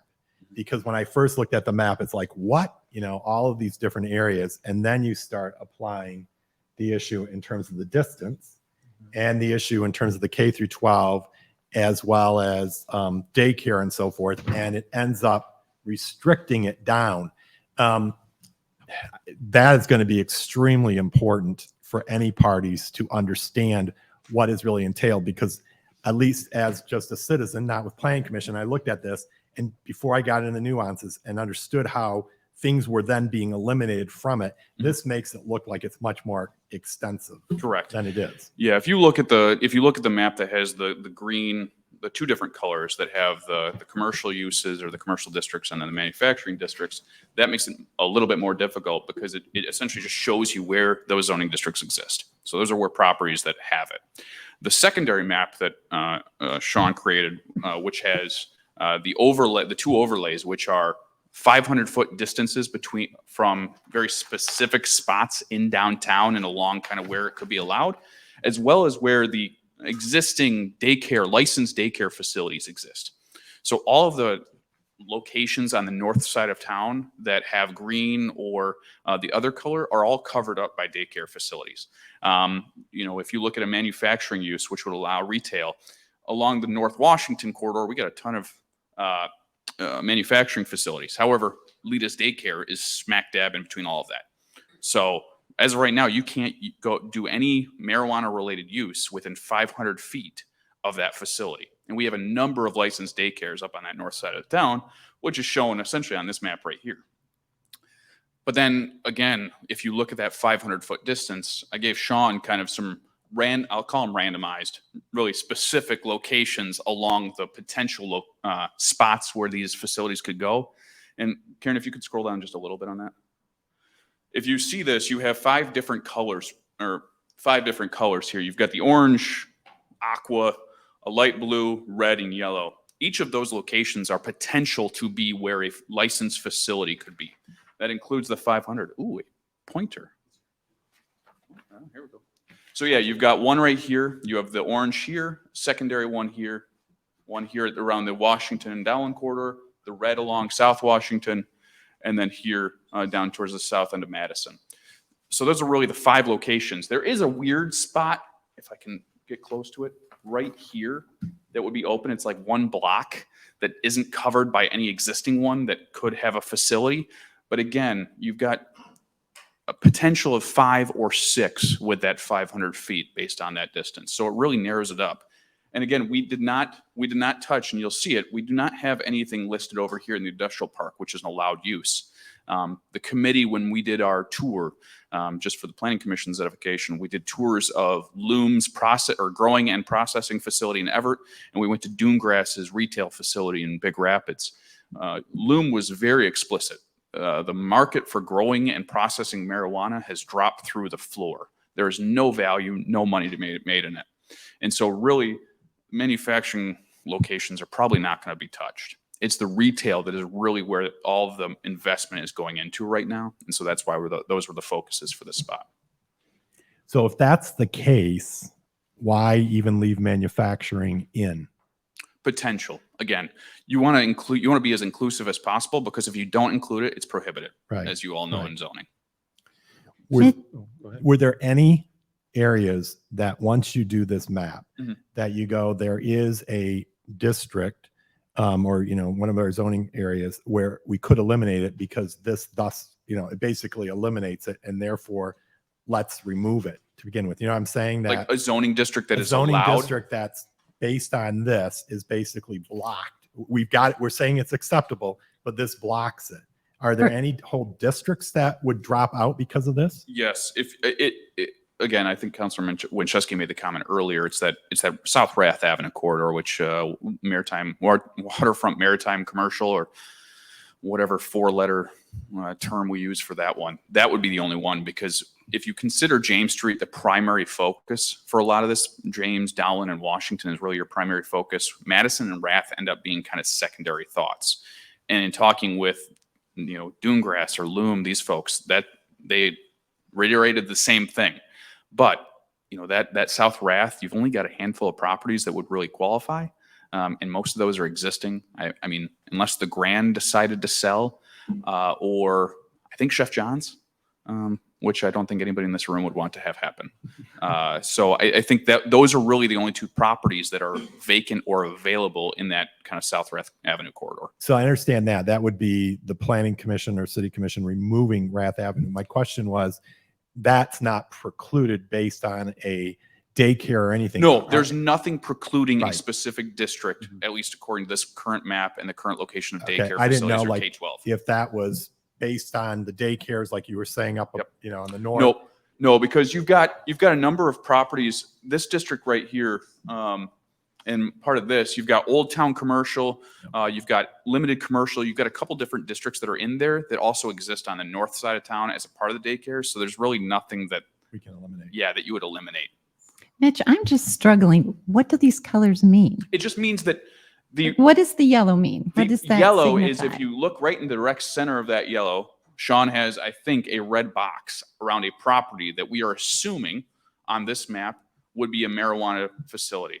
And so the extent of the yellow outline would be the boundary before the next facility could be opened or located. And what are you talking about? Defined facility? Is that retail? Is Retail that- only, because retail is only allowed in that district. What's the orange mean? Orange is the same deal. Right in the middle of the orange, there's a commercial property that we are assuming would be marijuana, retail marijuana. Not because you specifically think that property is going to be marijuana, just that We you picked, have we to picked pick a a spot. property. Yeah, we You wanted have to to pick a start with a spot. property, build it, because as soon as the Correct? first property, yes, as soon as the first property is identified and has the highest score, they go through the special land use process with all of you, and they get first dibs. Once they have that first dibs, they set the boundaries and they start. And from there, you then go, all right, the next person can't be any closer than 500 feet. All right, then there's your boundary. And so we wanted to show, based on assumed locations, here is the maximum number that you could have. What's the maximum number? 5 in those specific locations. You could have a sixth one potentially, based on kind of that, again, that very small spot right here. And then the industrial park theoretically could have one as well. So you're at theoretically 7 potentially. But again, it's an open discussion as to who's first. First matters in this discussion once it comes to the application and scoring process. Did you, though, I guess, James Street? Yep. When you put the dot, did you put it in the middle of James Street? And my question would be, what happens if you move the dot to the north or end? Does that open up? I mean, you had to make assumptions, and that's all you're saying is here's one set of assumptions based on where you put the 5. Right. But what happens if you move? Did you move the circle all around within those areas to say, could you add others? Go ahead. Unfortunately, it's not that easy with our mapping system to just move it like that. I wish it was that Not easy. easy to decipher for me. Yeah. It's Yeah. not. I mean, I can't, you can say 7. Yep. And I'm like, I don't know where those 7 are exactly. I mean, I don't know. So think of directly in the center of each of those colorful blobs on the Mhm. south side town. Each one of those is a marijuana retail establishment that we have selected a property, either based frankly on conversations with existing marijuana retailers that have options on buildings, or based on just assumptions on the next nearest facility. Because that, again, that is the most realistic situation, is the first person who gets in with the highest score will set those boundaries, and you have to build out from there because they can't be any closer than 500 feet together. And that's property line to property line. Just if I may, a football field is 300 feet. Yep. So you're almost looking at a football field plus a half of a football field. Correct. To get 500 feet. Yep. So therefore, to your question, I think you could have 2 on James as an example. And I think my quick little math when I did this, you'd look at about, 8 to maybe 10 when, moving the dot, if you will. But, it's in that range, as Mitch is saying. But I'm just saying for a vision, think about that as a football field plus a half to 50 more yards. So to be very specific, we have essentially the 300 block of South James, Cops and Donuts, right by the intersection of Washington and Dowlin, a property kind of, I think 200 or 300 block of South Washington. Yeah. And then what's the address there on South Madison? Is that 5 or 600 block? So kind of that's how we planted them on there so that we could show what that potential is. Because again, if someone is 500 feet from Loomis, which is the north end, no one is going north of them. If someone's only 200 feet from Loomis, you've all of a sudden opened up a lot more space. It's difficult to show all of the potential scenarios. We tried to show what is probably most likely. Yeah. Because if you think about it, right, someone who's coming in for the first time, or is going to get that first license, it would seem to me, and again, it's all conjecture, the savvy business person isn't going to put it on the 200 block, because then opens up the rest of South James Street. That person's going to try to block other people. And so I think in terms of their assumptions, that's why they assumed it would be on the 300 block. And that means you're not going to have any north of it, right, going up to Loomis, and you got to go all the way down to where Cops and Donuts was. Mhm. So there would actually be one on South James Street. Mitch, is there a way you can address this in relationship to the state statute? I know there were a lot of discussions from people earlier about wanting to do things and what the state restricts, therefore we cannot allow. For instance, smoking on the street. Oh, yeah. None of those things are legal. You cannot smoke, consume anything in public. The only, what I would call public consumption would be allowed in a on-premise consumption site, which again would be licensed by the city, but under the zoning ordinance and the police power ordinance, that is not an allowable use within the city of Ludington under this proposal. Then why do you have such extreme ordinance or extreme rules for air filtration? That confused me. It almost scared me. It's so intense in here what they have to do for odor that it led me to believe, what's the odor? Like, what do I have to, what are we doing here? Like, what is as a landlord, I'd be more than happy to tell you the answer to that question. But if they can't smoke in there. If nobody ever smoked pot in my property, they just grew it, which they're not supposed to, or they just stored it. I could tell after they had vacated the property. It has a distinctive odor. Some people love it, some people hate it, but it's distinctive and it's oil based. So so in the same way that, say, cigarette smoke is oil based, it clings to surfaces. And moves through the air. So so you would, if without those filtration, again, sorry if I'm without that, you would smell that processing facility or that retail establishment outside without some of those air filtration and positive or negative airflow. If you drive through Everett on a random day, you'll see the loom growing and processing facility on the south side by the airport or behind the airport. On random days, if their air filtration system is not working at 100%, you can smell it in the air in Everett. But they are also growing thousands of plants in there. for a retail facility, the requirements do seem stringent, but it's simply to make sure that it's a good neighbor policy. It's to make sure that nobody around you can smell it. I mean, Yep. I'm glad we have them. I just didn't understand why. If Absolutely. they weren't, it made me believe that they were smoking in there No. or that. Right. Okay. You know, And to be Go honest with you, if we required some of the restrictions that are, that the state has on marijuana businesses, that we do on manufacturing plants or other things like that, when you're talking about, not only odors, the remediation they have to do for water and everything else, et cetera, et cetera. Security and video surveillance and and, video, and yeah. well, I mean, this is when you look, and I hope that if you're here and you're concerned, you read the ordinance. I mean, that's your job. It is very restrictive as far as if you compare it to, say, alcohol or cigarettes or anything else along this line. It's very restrictive. I mean, I'd love to pull back here a little bit because I go through things in order. And so I do have some questions, but they go from the front. One of the things that I just thought was important to read, and it helped me a lot, was on the first, or page 1, it said, or page 4, it starts and it says, the intent and purpose. So the purpose of this section is to protect the public health, safety, and welfare, to protect neighborhood character, to minimize negative community impacts, and enact effective regulatory and enforcement controls through minimum land use requirements for adult use marijuana establishments in the city of Ludington. That's a great opening statement. I mean, that is what they tried to do. I don't understand why you spell marijuana with an H, but that's okay. We spelled marijuana with an H because that is the way that the state has it.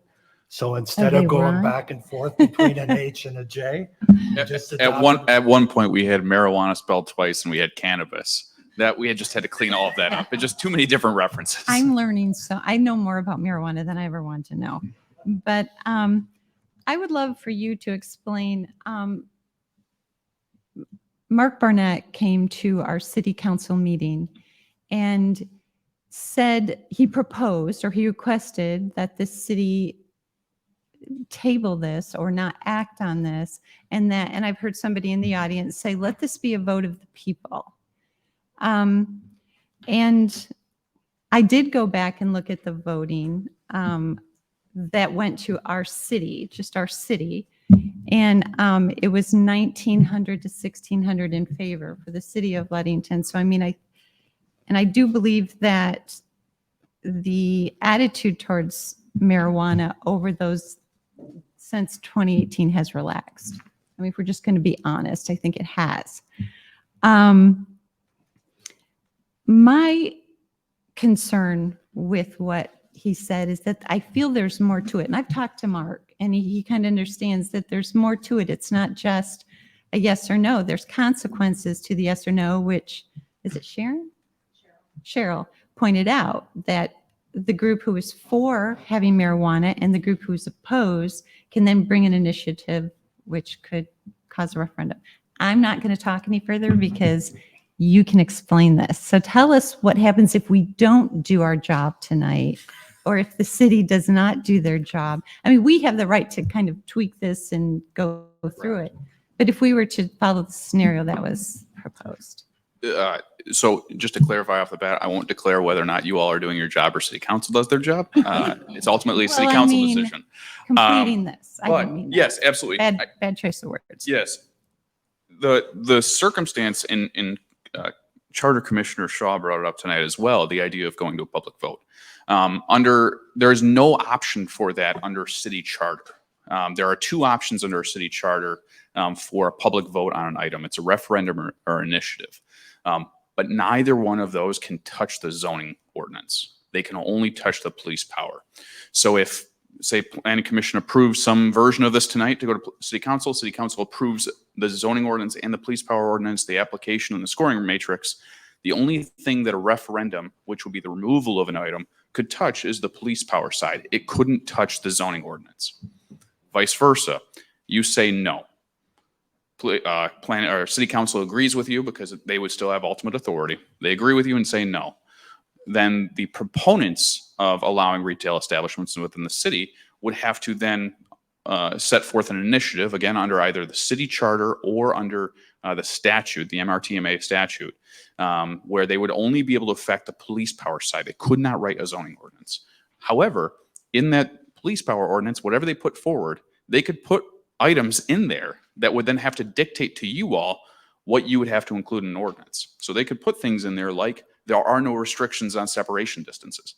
And because that was approved by a citizen initiative, there's nothing you can do to not follow that. You would have to follow that without some small changes. And again, that's something that the city attorney would have to make sure of, but that's our understanding of it. Both have timeframes, but the last time the city did a vote was back with the municipal marina. City voted on that. However, there's a provision under, I think it's the state statute, for a certain expenditure allows for an advisory vote. There's no expenditure associated with this. Going to a public vote, and you'll hear this from the city attorney, probably at the city council meeting, say, it is not advised to do an advisory vote, because then you are leaving the city council with the unfortunate position of you're spending money on an advisory vote that you don't have to follow. There's no legal requirement on an advisory vote that you follow it. So cities across the state have done that, and it's just not advised by anybody. So in short, we really want to put this forward to protect our city from, in my opinion, chaos if somebody were to put forward a referendum to repeal it or an initiative to enact it without restrictions or without anything. I can't answer that. That's a value judgment. That is my point of view. I raised that point during our early ad hoc marijuana committee meetings as well. I said, if we don't put these ordinances in place or start language, next election cycle, the city brings it forth and then we're scrambling to keep up with it. They're letting it everything everywhere. So if we do it now, we help the city and put good rules in place. So we continued moving forward. Plus we were directed to come up with language. So can you speak though, going back to if we pass this and the city was for some reason saying, okay, we'll pass the planning commission zoning, but we will deny or reject the police power. This could go forward as a separate thing and stand. But if it did, and then the citizens went forward with an initiative and said, we're going to put forward an initiative to allow the police powers, require the police powers to allow marijuana, could they also, in doing so, have broad language that would force us to go back and change the zoning? I know Commissioner Boggs is going to hate my response here because it probably will sound like the city attorney. That is such a crazy hypothetical because there are so many different potentials within that. Likely, yes, that we would have to go back. Staff would have to work with the planning commission, if approved, to make those changes. But that also puts us in a place where whatever rules are in place on either side would be in place immediately. So there is that absolute potential that we would either have to abide by what was in the police power and change the zoning, or it could just fit. I would like to go back to the growing, processing, and transporting. Now, the photos that I have seen of the buildings of the processing and the growing or just processing are basically very large warehouse buildings with significant amount of air filtration ducts going out. Is that correct? Yeah, they essentially look like large manufacturing facilities. Right. Yep. So that leads me to, why would we want a building like that on Dowland Street? I mean, we have a lot of great opportunity on Dowland Street. PM Lake, someday, somebody's going to invest in the remaining property of PM Lake.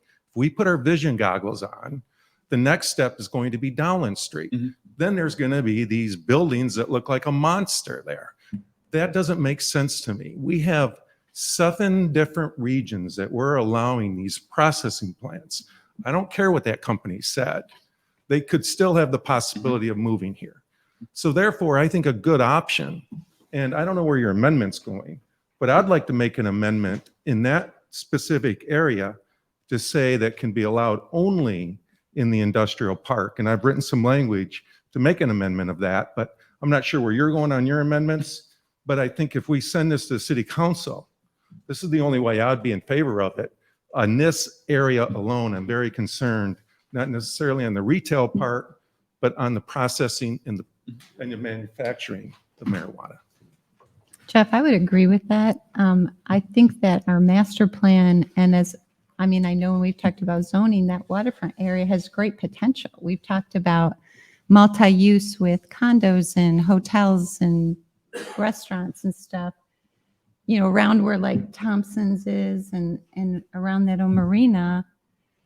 I think that is, I hope that is a future for Ludington. So I do agree with what you're saying there. I don't know how the committee felt about that as far as, their vision of that property. Was there discussion relative to that on the ad hoc committee? About that specific property itself? About that, yeah, about the growing, what was it, growing, processing, transporting? Yes. No, growing, processing, transporting in that area? Was there any discussion about that, either for or against? I don't think so. I think frankly, because it was zoned M1 and M2, that was really the primary push behind having them match up for Can you turn that off? similar zoning districts. So I think that's really what it was. Yeah, that's kind of what I noticed, and that's what concerned me about that. And then you probably have a significant amount of noise level with these air filtration systems, I would think. I don't know. Yeah. But I would think, but regardless, it's a big, ugly warehouse. That's the way I look at it. And if you look at a lot of our zoning areas here where the green is, there's neighborhoods surrounding that, houses surrounding those areas. And that concerns me. And that's why the industrial park was built years ago. So again, it's on page 5.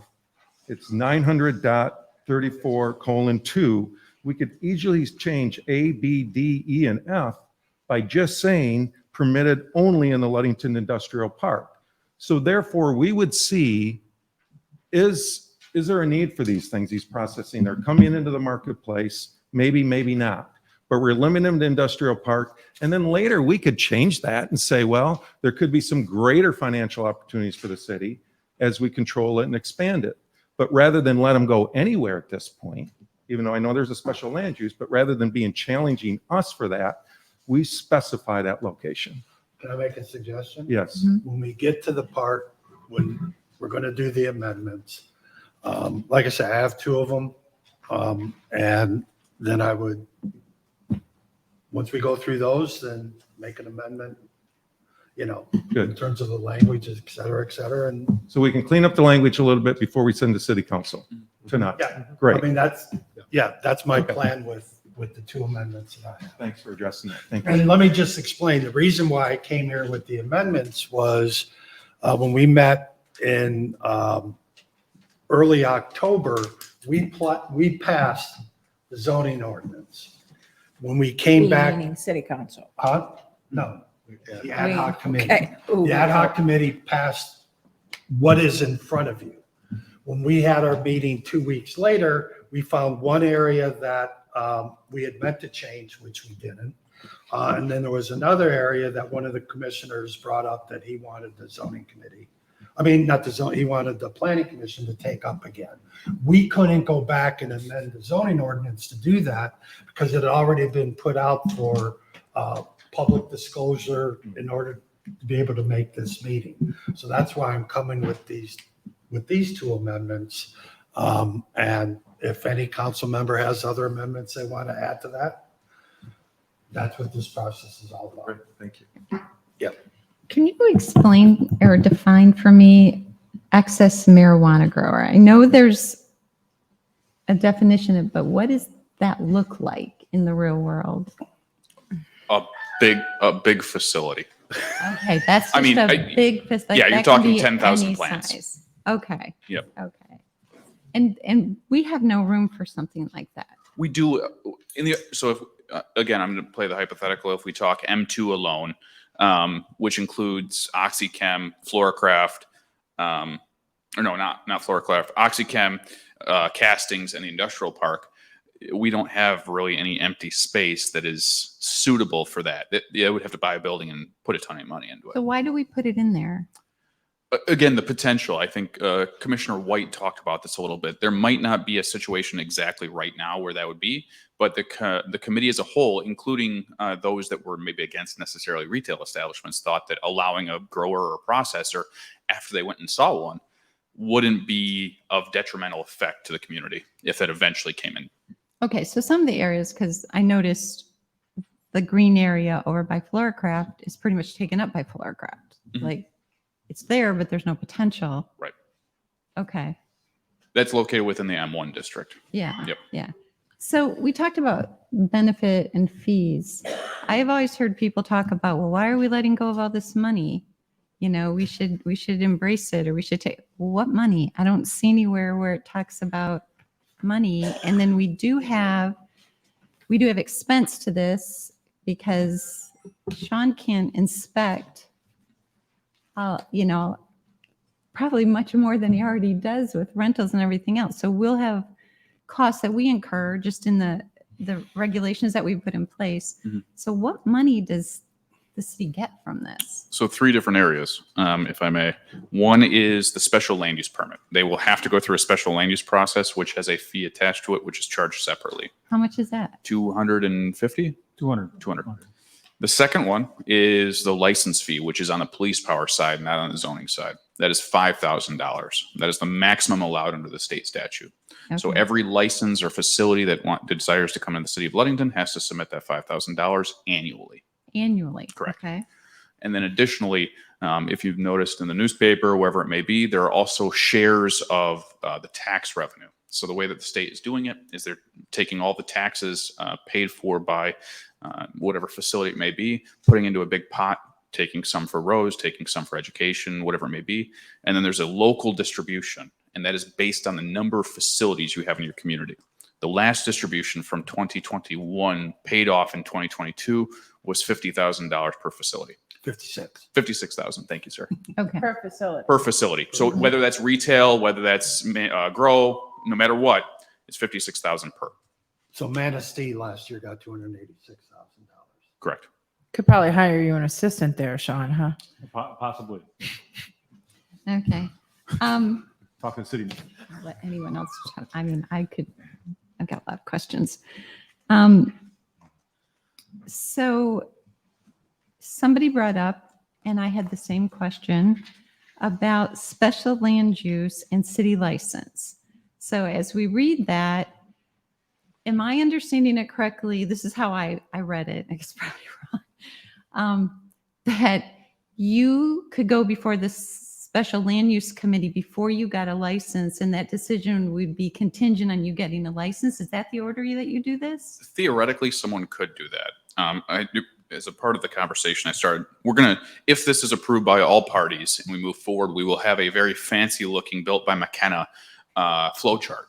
Mhm. However, in my scribble, we will receive completed applications. It'll be a 2-week application process time period. You got 2 weeks to turn it in. At the end of those 2 weeks, I begin by grading the applications and scoring them based on completeness, as well as there's a few factors that are business related. So if they've been in the industry before, or if they've been in a related industry, they'll get more points. Once those are scored, the highest point totals go to the top, the lowest go to the bottom. That first score gets first dibs on their location. They can then submit their special land use process, and we start that process. So once they are given that kind of first, hey, you're in for right now, they get a provisional license. Once they go through the special land use process and they go through all of you, once they're completed with that, they can get their actual license. They will then move to site plan for the final details on their site, and they can start building, remodeling, whatever it may be. And then they can go back to the state and get their final license and begin operating at some point in time once given the state approval. What do you think it costs somebody to do this? It's a big number. And I think that's relevant. Yeah. Because sometimes you think that it's going to be some goofball that's going to come and open up a retail store, that's a little box, but there's quite a bit of an expense involved. Correct. They're going to be serious. Yeah, one of the things that you saw in a lot of earlier on ones were actually cash requirements. The state has a cash requirement or a capital requirement that you have in order to get the license or the provisional license through them. You saw some communities doing that. Those got shut down by the courts, but there are some huge dollars in as a part of this, where the concerns really early on were, Joe from the corner who already sells pot coming in and opening a store. Right. That's just not the reality. Most of the time, Loom was started by the gentleman who owns Bell Tire. He just went into the marijuana industry when it was medical and now recreational. We're getting, my office alone has received phone calls from Colorado and California who are keeping an eye on it, because it's not just Michigan companies that are doing this too. It's people from places that already have recreational marijuana. Okay. Anyone else can chime in here too. This is Jeff Belfuse, Commissioner Belfuse. One of the concerns that he has is in the police power, and it has to do with what you already touched on, was the application process and the fact that the city manager is the sole person to score these. And his concern that he expressed to me and asked me to express was that he's concerned that may subject you doing it, as an individual as opposed to some type of committee. He was wondering, if there was adequate, and I know he was on the committee, but thought given to whether or not this should be some committee as opposed to having the city manager do it. Commissioner Rickett actually brought this up after the last ad hoc meeting. On the scoring rubric that determines the scores, all of the categories only have 2 points, except for 2. In Manistee, they had 15, 25. It was very subjective. My goal in creating or recreating that scoring rubric was really to try to narrow it up to be objective as possible. So for I think it's 7 categories, it's either you don't have it, you have it, but it's not complete, or it's fully completed, you've got it, great, you get your full 2 points. The other 2 categories are based on previous business experience, either in the industry or in a related industry. And so based on Commissioner Rickett's kind of thought, my goal is to set up my own kind of written, like for 5 points, 4 points, 3 points, 2 points. So it is not subjective, or is not as subjective as it could be. And I'm not having struggles, but there's no way for a committee to then you're getting into kind of an issue of then having to vote on having a score. That would bog down the process even more than what this process already makes it difficult. And it wouldn't make it any more objective. Right. One other one that you touched on, again, it's in the police power, is the issue in terms of the site plan review. Commissioner Boggs was asking in terms of process. To me, it still doesn't call it out as directly. And I know that that's a function in terms of Sean's area, in terms of after the special land use. And then, we understand the process, but I don't know if it's going to be clear. And so when you do, the McKenna does the thing to have it specifically called out as to when that occurs. Right. So it's clear to the public that not only is there a special land use, but there is an additional site plan review based on the additional criteria that's identified in the zoning ordinance related to site plans. And I would say there's actually two site plan reviews in reality. You have the one that follows the traditional zoning and building code process, but on the police power side, the initial application, once it is received, actually goes out to the building inspector, it goes to the police chief, it goes to the fire chief to make sure that they're meeting the requirements on the police power side before we even get to the special land use and site plan. So we put that in early so we can make sure, all right, they are meeting the requirements that we've set forth on the police power side and that are located within the state statute as well. That's great. That answers one of my questions. It says in here, though, under licenses required, and I did want to bring up that the state's license is pretty comprehensive, which they have to have. I mean, we're talking, background checks, and I mean, it's just very extensive. So that has happened. And then we have our licensure. But I did have a question, and a lot of my questions aren't just mine. They're people I've been talking to. The Planning Commission under section 5, under license to recover or license required, it said the planning commission may approve a special land use permit for multiple marijuana establishments at the same geographic location and/or in one building, provided that all appropriate licenses are obtained from Lara in the city of Ludington. What? Go ahead. If I can just give an anecdotal story. When we went to the grow facility in Everett, they had one whole wall, probably almost the size of that wall there, filled with licenses. Maybe not quite that long, at least half of this building filled with licenses for the, for their excess marijuana growth, all the different licenses they needed for that property. It's almost like their Hall of Fame, if you will. And so what you're talking about is, and even when we went to the Dune Grass place, it was a retail outlet, but they did some processing there, right? In a back room, which was totally separate from the retail. So that's what you're talking about. But can we have that? I mean, we can't do that though, right? Oh, yeah. Oh, yeah. Wait, Only in the green areas though. Correct. Yes. Only in the industrial park. Only in the- Or only in M1, M2 as of right now. Yeah.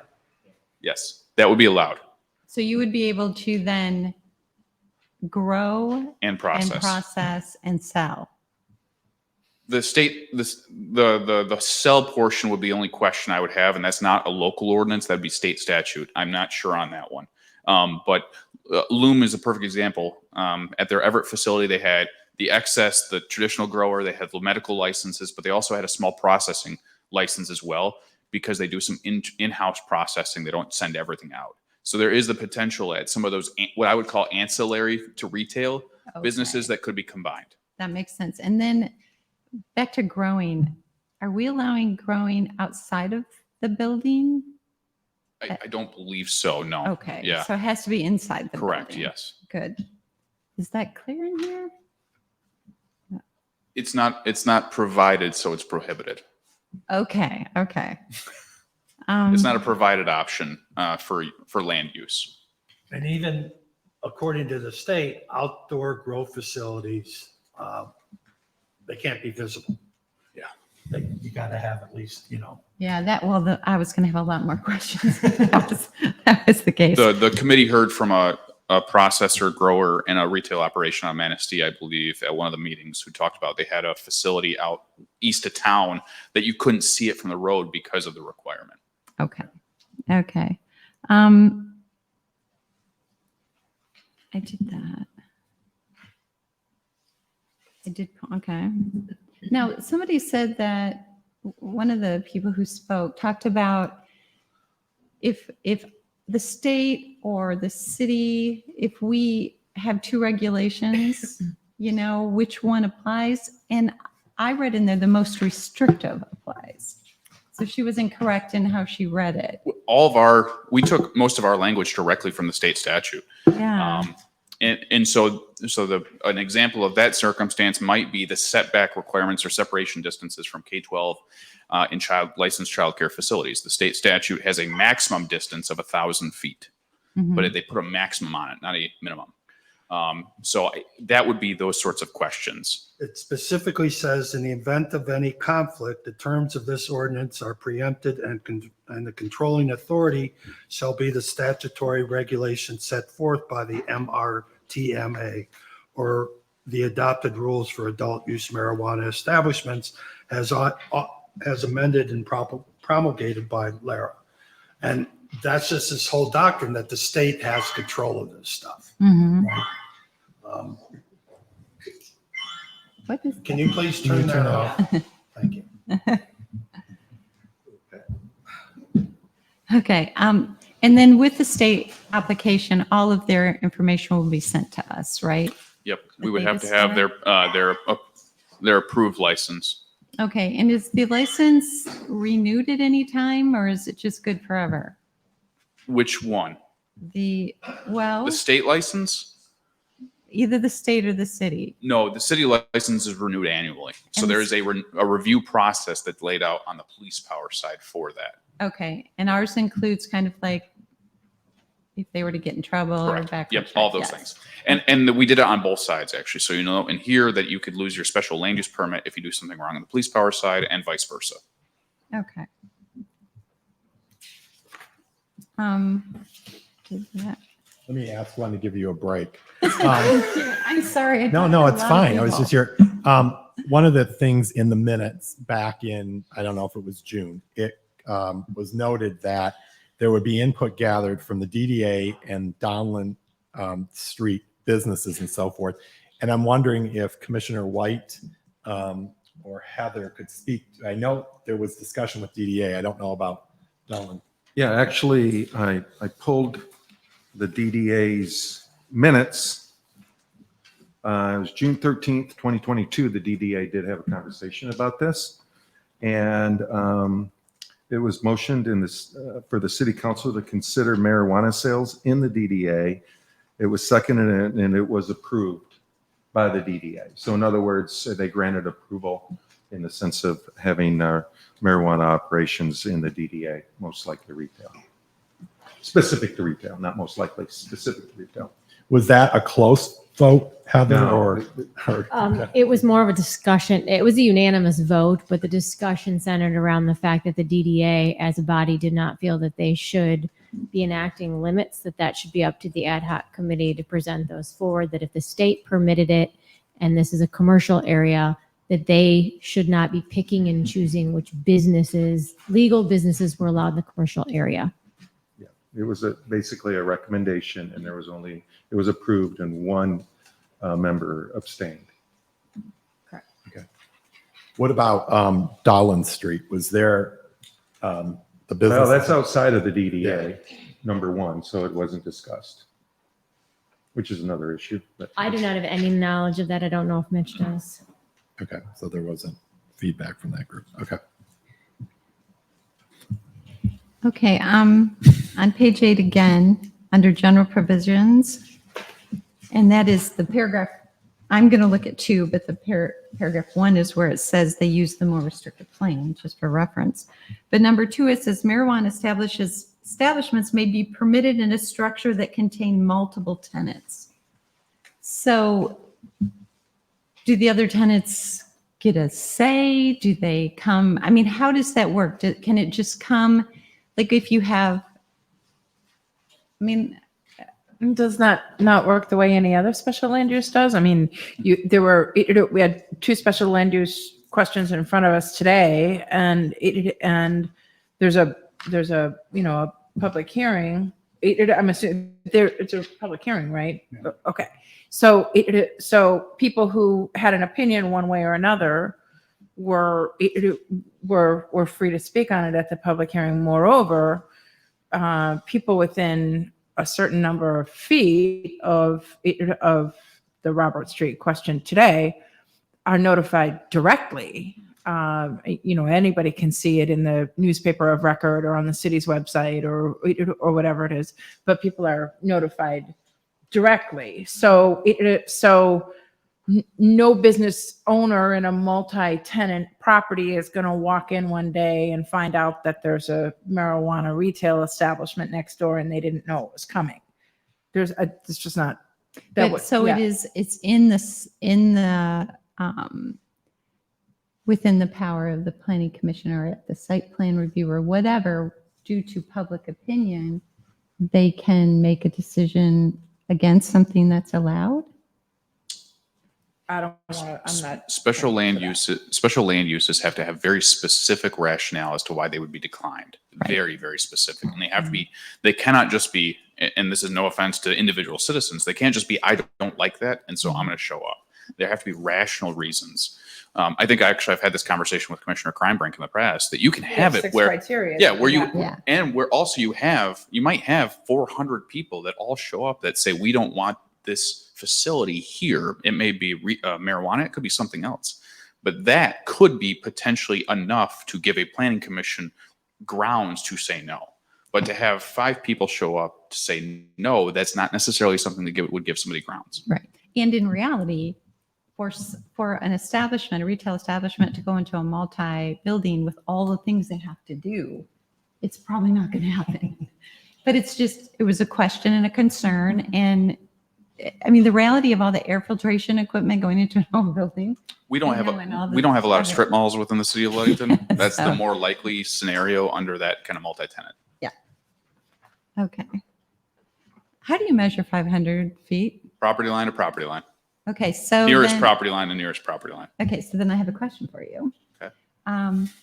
When you look at the area that St. Simon's School owns, they actually, don't they own to the corner of is that Bryant. Washington and Bryant? Yes. And then right across the street, you've got, is it 500 feet to that? Right, but that's why it's included right here. So that's why all of this is now wiped out. Okay. Yep. And so this property is probably just outside that distance, but would not be allowed right there. Okay, because when I was looking at the map that we had in our packet, Mhm. that little blue spot to the right in our packet of Floorcraft Mhm. was allowed, but it was pretty close to the property. So I didn't know if the school owns a property that they don't have the school on, they don't have the playground, but they just own the property. Do you measure from their property line? I mean, it's like they purchased it because they're going to expand, hopefully someday, maybe. So do you measure from where their property line? We made that, the committee made that very clear that it was schools. But if a school is on a parcel, it is a full parcel. We can't do it from the building. So the St. Simon's facility that's all one giant parcel is my understanding. If it's, yeah. Right. If it's all one parcel. Right. But if St. Simon's owns property on Dowland Street, Exactly. which is, No, but I think they own all the way Yeah, to you're absolutely right. Washington. It's right here. So they own right here to this property line, which is why this whole parcel here is blue, which is why Which they Washington don't Woods. own, but it's within 500 feet, correct? Okay. Yeah. So that was my question. Yep. Is it from the playground or is it to actually what they own? Because they may own a whole bunch of property. Yeah, but if it's got to be all in a singular parcel. Right. Yep. Yeah. Okay. Okay. I mean, you're trying to protect that existing landowner if they ever put a building right to the edge of the property. I mean, it's their property. Yeah, So right, 500 exactly. feet from there. Mhm. As Melissa's looking for her next one, I will. Sorry. No, I'll- Commissioner Belfuse, and this was an issue he asked me to bring up, and it's one that was brought up in the public comments as well, and it's one that when I looked at the map, I was concerned about, and that is the Rath Avenue. if I may, I have an amendment to that. Okay. Which. You I'll want to bring just up mention it? When we do the amendment. But so you are going to have an amendment to remove Yeah. Rath Avenue? Okay. How they talk about, you'll still like me, I know it. Page You would have been 10. good on the committee. I would have, you didn't put me on I it. feel like we just went through all the committees. Well, these are the questions So we just that, did it all again. that I had or that people had that I talked to. You know, I'm acting like a city councilor, like I'm going to my constituents, right? And these were the fears and the concerns that people had that I couldn't answer. I asked you a few I of think you. it's appropriate for you to. Okay, thank you. To bring those up at every level. Good, Page 'cause you on? I'm on page I'm 10. just hangry right now. So it goes 10 to 11, number 6. See, at least I did that. So it talks about waste, the byproducts of waste.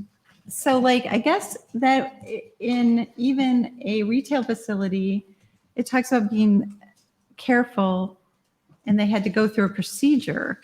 So are we talking, what is that procedure? Like, it doesn't really say, and is this like excess product, expired product? I mean, how do they dispose? And I'm sure in the industrial side, this is a whole different ballgame, but it doesn't. It says the marijuana establishment shall be operated and maintained at all times so that any byproducts or waste of any kind shall be properly and lawfully kept and disposed of so as to preclude any risk of harm to the public health, safety, or welfare. What are we talking about here? It means they I have to, mean, if you want to. they have to Courtney. Just to pop in, how they dispose of their product isn't really a special land use issue.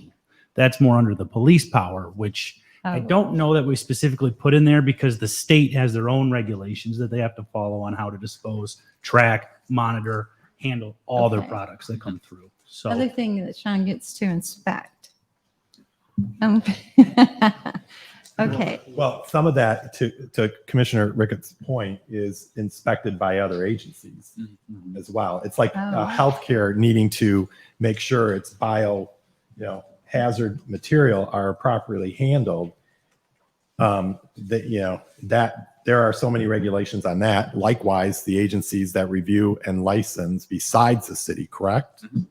well, you think of even the retail establishment putting, make sure the dogs can't get into the bags or something. they're not just going to throw it in the dumpster the DDA provides behind there. So well, Okay. that part's okay. That I already asked. What are the fines and processes for collecting and escalating violations? So a gentleman brought that up as far as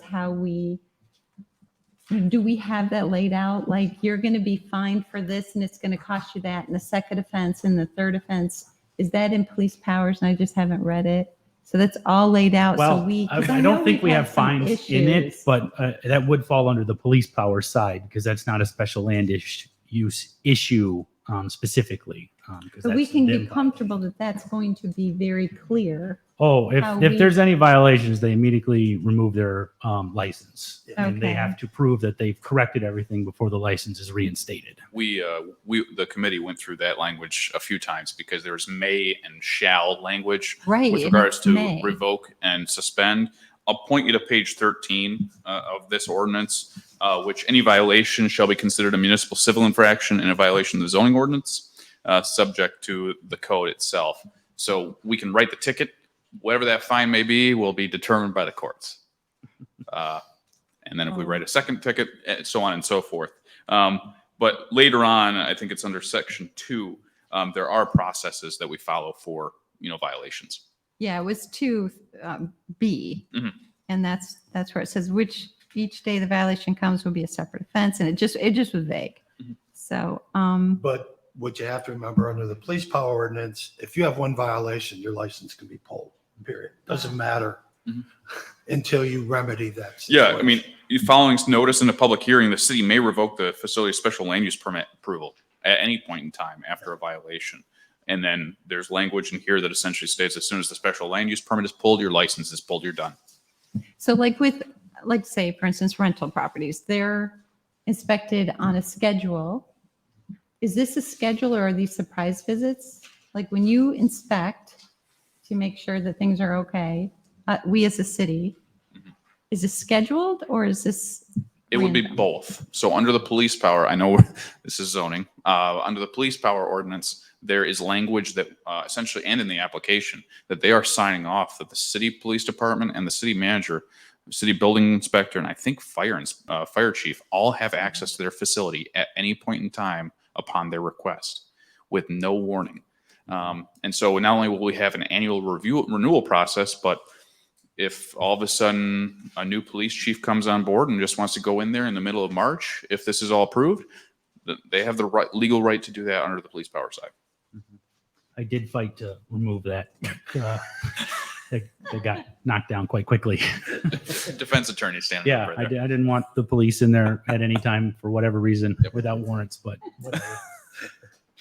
We have this language now. I have my last question. Yay. Should we ring the bell? I am full of admiration for this. I really see. I mean, I'm going to razz you about it later for sure. Yes, you will. But I have to tell you, I am full of admiration for the extent and the thoroughness and the breadth of your questions because most people don't have the time or the energy or the will to dig that deep. And I know that you're doing it on behalf of a number of people that have discussed it. And so I hope you know that I'm only razzing you, because I raised four am boys. hungry, I'm used but to I it. really appreciate the thoroughness of your question.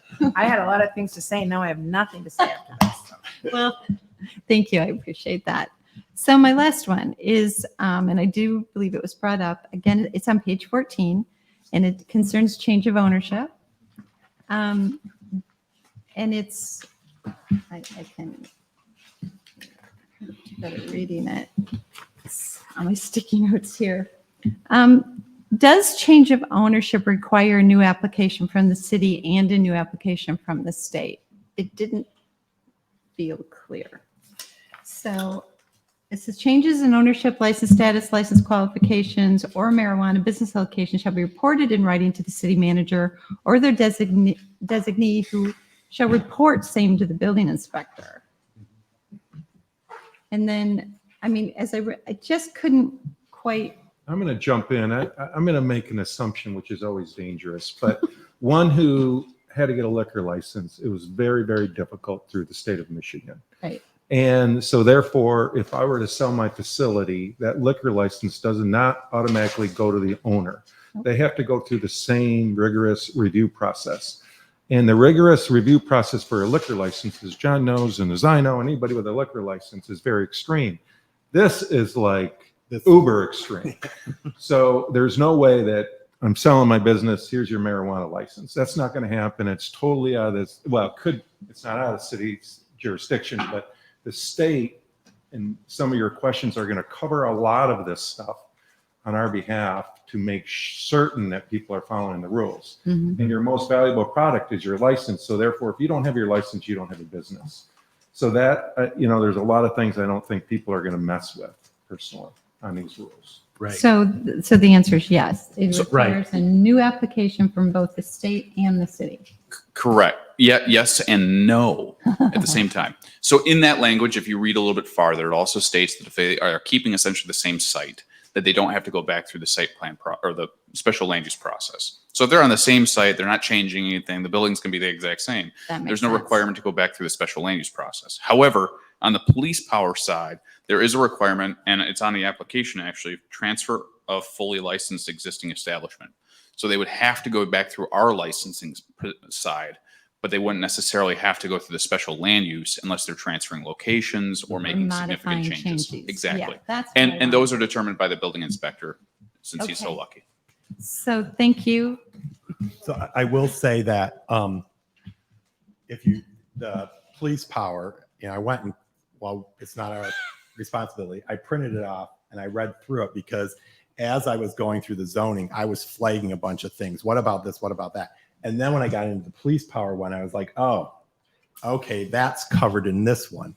Or, okay, that process issue that I had under zoning, they spelled out under the police power or whatever. And I think combined, 45 pages or About, yes. something like that. And so on one hand, it was kind of like overwhelming. It wasn't, it was a few cups of coffee to be able to get through it. I will note one thing that's zoning related, and I mentioned this to Councilman Trezano. There is a language that's inconsistent in the police power one on page 11. And I think, Commissioner Trezano, you said it would be coming out. And it was really more a zoning. It says the marijuana establishment shall not be located within. And the first one is an area zone exclusively for residential use. And while the zoning basically adheres to that, it was, when I saw that in the police power, I was concerned that it was in police power and not in zoning. And I think you indicated. Yeah, we had talked about that and it was supposed to be stricken if I'm not mistaken. Yeah, because the topic of conversation with that one if I remember right, on the zoning side, because they were mirrored documents in a lot of places. But the conversation on the zoning side was the language was more specific, was that you couldn't have a marijuana facility in a residence. And that was taken out because the topic of the statement of residence, does that prohibit then a first floor on James Street when you have a second floor residential facility? So that was struck from the ordinance, but that police power side must have just been left out. Yeah, I just mentioned it because if somebody is wondering if, that is zoning related, but in the police power and inconsistent. I'm curious. I know we had the discussion in terms of that on the ad hoc committee, it was from 0 to 1,000 feet and they settled on 500. But out of curiosity, what would it look like if it was at 750 or 1,000? in terms of the distances in between. I think you've been kind of trying to model that, correct? Yeah, could you scroll down just a little bit on that page, Karen? So yeah, again, we used similar locations. You've got the 300, oh, dear heavens, where'd it go? There it is. So you've got the 300 block here of South James Street-ish. That was located as a spot. We had the Cops and Donuts location again down here that was potential location. We had a South Washington location. So you had 3 that were easily identifiable. And then we have the industrial park that could theoretically have a retail facility 4. And then again, you have this really weird kind of mid-Dowland section that isn't touched by any buffer zones. Because now with having this big gap between this South Washington location and the Cops and Donuts location, there's kind of this big gap here of available space. So you're looking at between 3 and 5. That's at 1,000 or 750? It's at 1,000. We didn't do 750. So you could still do 5. Theoretically, yes. Again, it really depends on that first location. You know, as was stated earlier, if you get somebody that puts a facility at 201 South James Street, you're all of a sudden pushing everything north.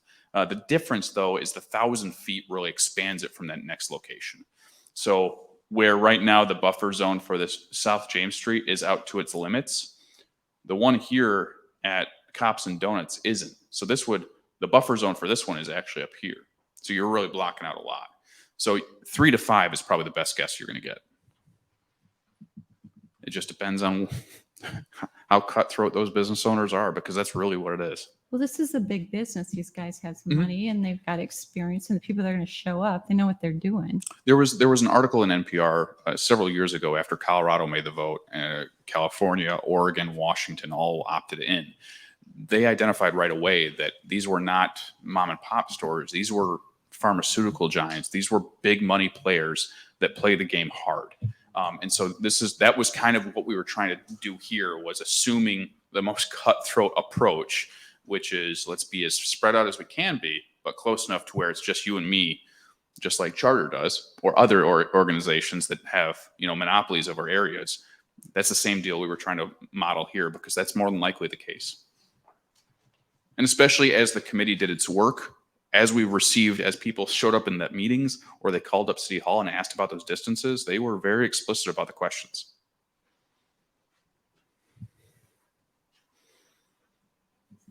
So we're 5 max with 1,000 feet and 8 max with 500 feet Ish, correct. with 750.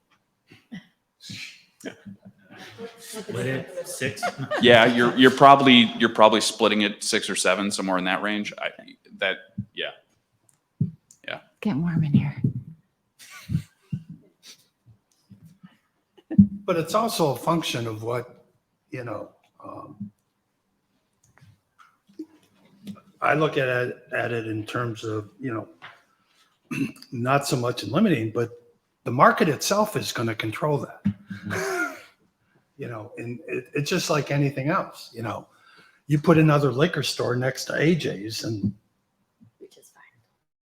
you got an issue. Well, not only that, but if you think about liquor, if you think about that, list every place in the city limits where you can buy beer or wine or liquor, and that includes a place where we can't consume pot in a marijuana in any of these facilities. But if you look at every place that you can buy beer, you can buy alcohol or wine, it's a lot more than 6 or 8. Yeah, and I don't like to compare it to that because this is newer for us. and Well, we it's can new, always- but it's the same concern, right? I mean, isn't the Well, of concern course, basically? it's adding to it. I mean, isn't that we worry about the same kinds of things, right? Oh, this is so much more restrictive than alcohol. Right. And alcohol has a lot, can have just as much or more When you, negative impact on a community. And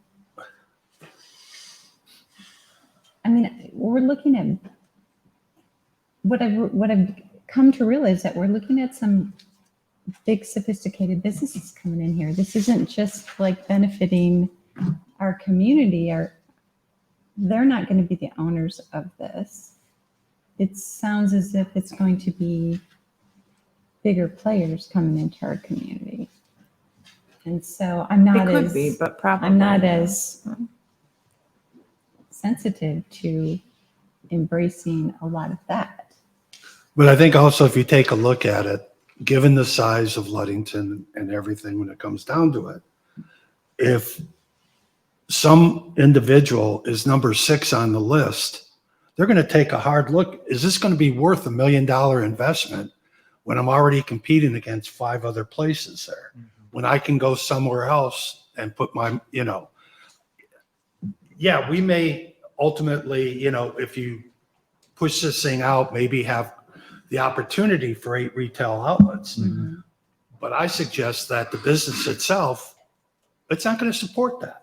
And the good operators. I know, and I think about that. And the good operators that, that are investing this money, they're going to take a look at this and say, well, I can go over to this community and be at the top of the list or whatever in terms of that. So I think you also have to take a look at what the market itself, is going to allow. And you're absolutely correct, in terms of, there's now a move in the state from growers to put a moratorium on growers' license, right? Just because of, where the business is right now. And that if they keep giving out, additional growers' license, it's going to reduce, their ability to do things. So there's a lot going on in the quote free market out there that is controlling this businesses and the investments and stuff like that that's going on. Two quick things to that point from the committee's visits. When we visited Dunegrass and Big Rapids, they made it pretty clear. If you go to Big Rapids right now and you go to the intersection, I used to live there and I don't even remember, right where you're dead end of the college. There are, I think, 7 marijuana retail establishments right essentially there. In the right when we went, they had already closed 2 of them because they had so many in one area. And Dunegrass was very proud of the fact that they were farther north, separated, and they liked the idea of having this separation. And that was brought back to the committee, and they considered that because they saw that as value added on a spread out nature. The second piece is in asking the gentleman from Dunegrass, who has businesses in Manistee, Traverse City, and other locations, what do you think Ludington could physically handle from a market standpoint? And his number was 3 to 4. He didn't think anything more, just based on population year round during the summertime, 3 to 4. Anything more than that, you're going to have quick turnover and a lower end product. And why are we doing 500? Doesn't it make the Because spaces it presents an opportunity. Person can go here, person can go there, and in the different districts, they have an opportunity to choose where it is that they go. But they would have that regardless. I mean, when they come, the first person has a choice of where they start this. We would actually be doing the businesses a further favor for those that got the license if we increased it to 1,000, because we're almost further assuring those businesses are going to be successful. I mean, as opposed to, if it's 500 and they're going to have to be more strategic in terms of their investment. Well, as we stated, the 500 was because we compromised. The committee was not going to vote on 1,000. And then the other half of the committee did not want 0. So we compromised on 500, and that's how we got there. And I know if 1,000 comes up in here and we try to do that amendment, there's a few of us that'll probably vote that down, or at least try to. I don't know where the rest of the commission would go on that. So that's just how we got to the 500. We did our process, we did our thoughts, and we ended up with 500. There's a lot of things in this that we're doing that we don't believe is possible, but we're doing it anyway. Like That what? Like Floorcraft is designated. We have things in here that we don't feel are possible, but they're still in here for the future. Right, but Floorcraft you also have to do it by zoning district. So you can't just say we only, and this goes back to Commissioner White's comment, you can't just go back and say we're zoning only the industrial park to allow it. That goes back to either creating a new district entirely or an overlay district. And so by allowing M1 and M2 to be the location for those facilities, you have to include all of the zoned M1 and M2 facilities, which include some that right now don't allow it because of daycares or schools or whatever it may be. You could create a new zoning district that is just simply recreational marijuana, and then you are specifically zoning areas. But then what happens if somebody has a facility in the industrial park that isn't contiguous to that? Then you get into the spot zoning question. It's much easier to do it within your existing structure. And we are also, based on the two proposed amendments that will be coming up, we're taking off blocks. Correct. And Florocraft, if I'm not mistaken, drops out of this. Well, Florocraft is already covered under the purple, I know, except but for it's the not one in the- building. They would be taken out of this. At least my understanding would be taken out of this for the what I would call the heavy uses. So the growing, the processing, the transport, the testing. I believe that's it, and the excess growing. Right. But even if we didn't remove the commercial one, or whatever we're doing with that, like Florocraft, the only building that has a spot where they could put anything in related to this is where it says Ludington Rec Soccer on that white building.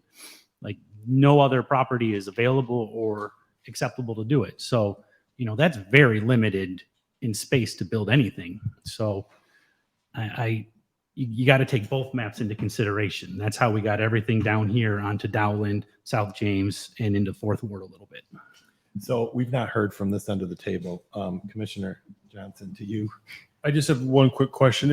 Is there a process for somebody, if they are maybe too close to a daycare facility, like maybe they're 400 feet from it, that there's a process they could maybe get permission to do that? Or is that just hard, fast rule that if you're within 500 feet, that it's an automatic denial?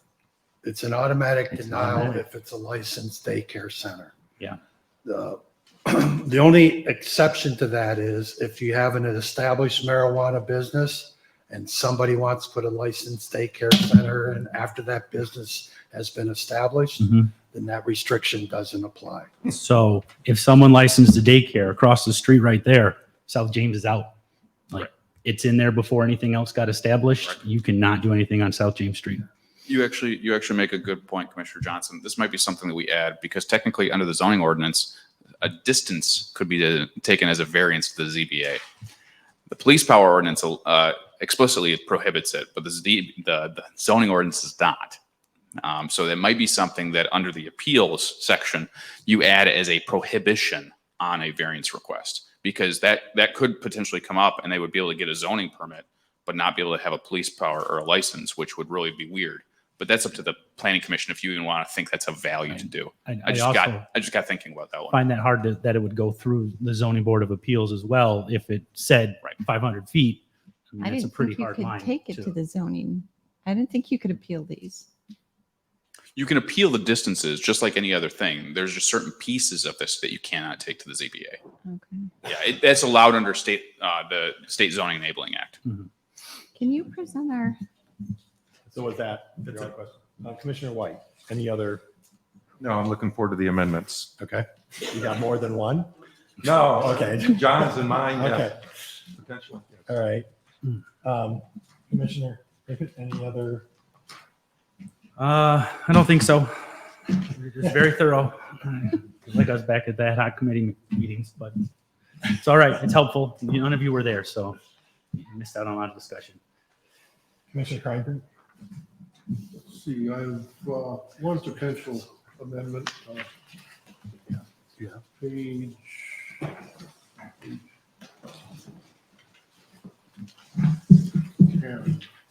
With the odors. What page? Page 10. 5E. The planning commission may approve an alternate odor control system from the mechanical engineer licensed in the state of Michigan. The report that sufficiently demonstrates the alternate system will be equal or superior. You might want to just replace mechanical engineer with qualified engineer, because there are a lot of different trades that are capable of making that judgment. Civil engineers, mechanical. Where are you? E. Here, on page 10. It says I don't mind that Mechanical change. engineer license in the state of Michigan. I see it. You're defining the engineer, basically. Make sure you would sign off on it, correct? Yes. Yes. Oh, instead of mechanical engineer? That it would say qualified engineer instead of. But we have to do that as a separate amendment if we so choose. We can't just do, we can't do it now, right? That would be, okay. Our fourth I amendment. think it's genuine amendment. Any others, Commissioner Cranberry? No. Commissioner Reed?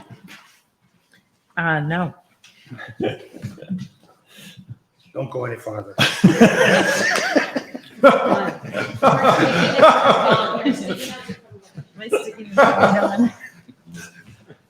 I could just. Commissioner Boggs, any additional comment? No. Thank you for your patience. Commissioner Trezano? Okay, let's deal with the one that Commissioner Kramer brought up. I make a motion that, Do we need to approve the first? There was a motion, you made a motion on the floor, and there was a second that we've been operating. But we on. need to know the amendments. You're gonna make all the amendments? Yeah, Those otherwise need to you be would say We can no. approve Okay. it with the We amendments, can right? approve Okay. Okay. so I'll have three now. Okay. I make a motion that we amend the language on page 10 under 5E, that we change mechanical to qualified.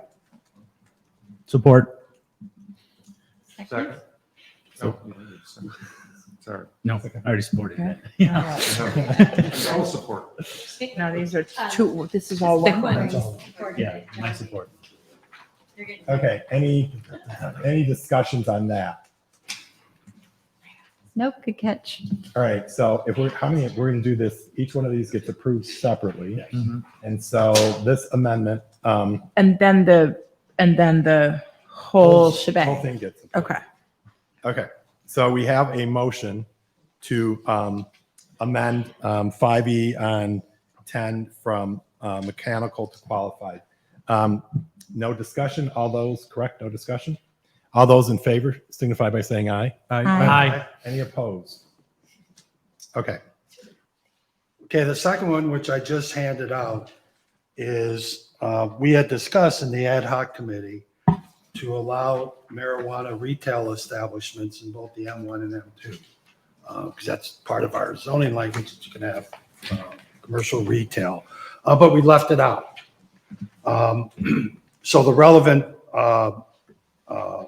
provisions is on page 4, section 6, amendment of 400.9:4 M1 district. Then page 4, section 7, amendment of 410.4, the M2 district. And then adding under, on page 4, section 5, adding, that's a section on marijuana facilities, operations, et cetera. So the potential revision would be on page 4.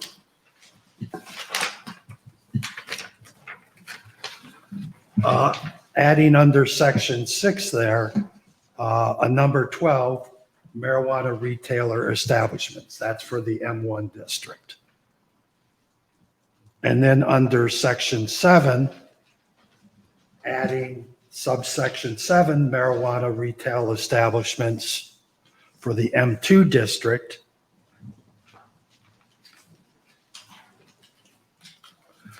And then on page 5, under subsection C, adding marijuana retailer establishments are permitted. Here we say only in the C1 Old Town Business District, general retail, maritime commercial, waterfront maritime, and we would add the language M1 wholesale and light industry district and M2 heavy industry district. So that takes care of the area along Dowland Street, and the industrial park. We've already talked about those districts up on North Washington where they're not going to be allowed either because of the school or the daycare centers or everything, et cetera, et cetera. I support. so we have a motion I don't want to go back through and read this whole thing in terms of, so as presented in writing, This motion. yes, as presented in writing, in terms of these modifications, to change language on page 4 and 5 to include the retailer establishment as point noted there as A, and the marijuana retail, as well as the wholesale light industry, which is to C, correct? Is it clear to everyone? But more importantly, is it clear to Karen?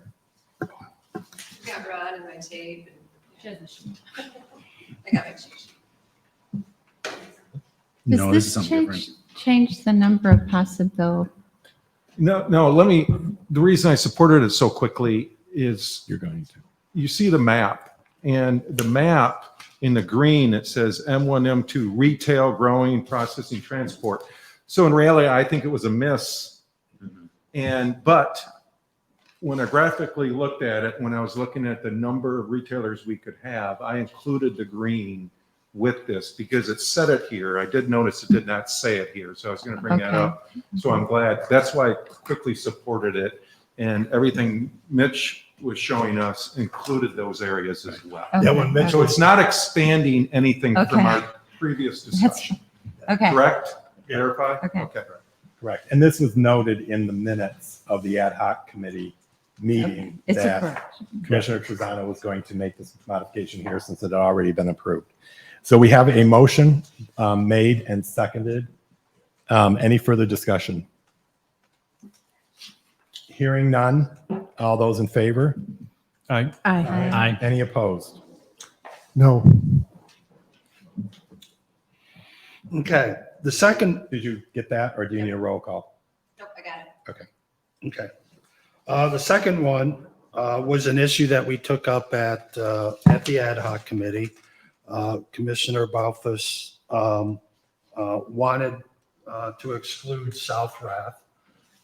It was voted down by the ad hoc committee. But at one of our meetings, he asked, well, can the zoning, I keep saying zoning. He asked if the planning commission could take it up, and I said, yeah, the planning commission could take up the whole thing. And then he mentioned that he wasn't going to be here. So I said that I assured him that I would bring it up at the meeting. And I felt that the correct way to bring it up is actually presented as a motion with actual language instead of having a general discussion around it. So what this does is, if you take a look at it, it actually gets rid of the maritime commercial district, right? I mean, if you look at the map there, it actually excludes that whole, not maritime commercial. Waterfront maritime. The waterfront part, right? Which is those orange circles on our zoning map, whatever it is. So many maps. And I mean, The waterfront maritime, so it takes all that out. What, it takes And then this there's out? also just language in there. On the maritime commercial district, there is one property that is on South Rath Street. I think it's just south of Danaher. No, Oh, what do you want, this? yeah.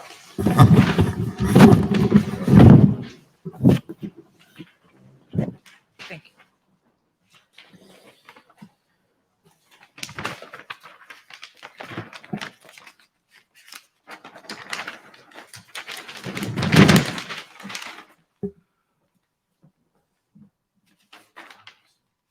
Yeah, there is one property that is just south of Danaher there, that you see is purple, right? So it would take out the waterfront marine, which are all those red properties there, as well as that one property in the maritime commercial. So in other words, it excludes South Rath. Okay. And just for everybody to picture, I believe that is where I live. That's Harbor View Condos. Yep. And below there is Lighthouse Realty, just to help you. Yeah. So they could have a retail location of any business except for marijuana is what you're saying. Yeah. Okay. Yeah, and as City Manager Foster said, when you really took a look at South Rath, there's really only the two properties. When you look at what's available there in terms of, it's really like where the Grand is and where the real estate company is. So you're taking that out. So we're taking South Rath. I'm making a motion. The language here is specific, right? In terms of the sections, marijuana retail establishments except along South Rath. We remove section 8 entirely, which is a waterfront maritime district. And under C, we have maritime commercial except along South Rath Avenue. So we, Do we need, You you have just made a something. motion? I'm making that. Support. so when we talked about the property around where Thompson's manufacturing and everything, is that still in? That's a separate. It's a different district. That's different. As of right now, yes. Yeah. As of right now? Okay. Yeah. Okay. John, This- did you have that written? Pardon me? You were reading. It was That one? Yeah. you So the stopped. potential revisions, I asked you, I thought you were doing it. yeah, the potential revisions are there in red.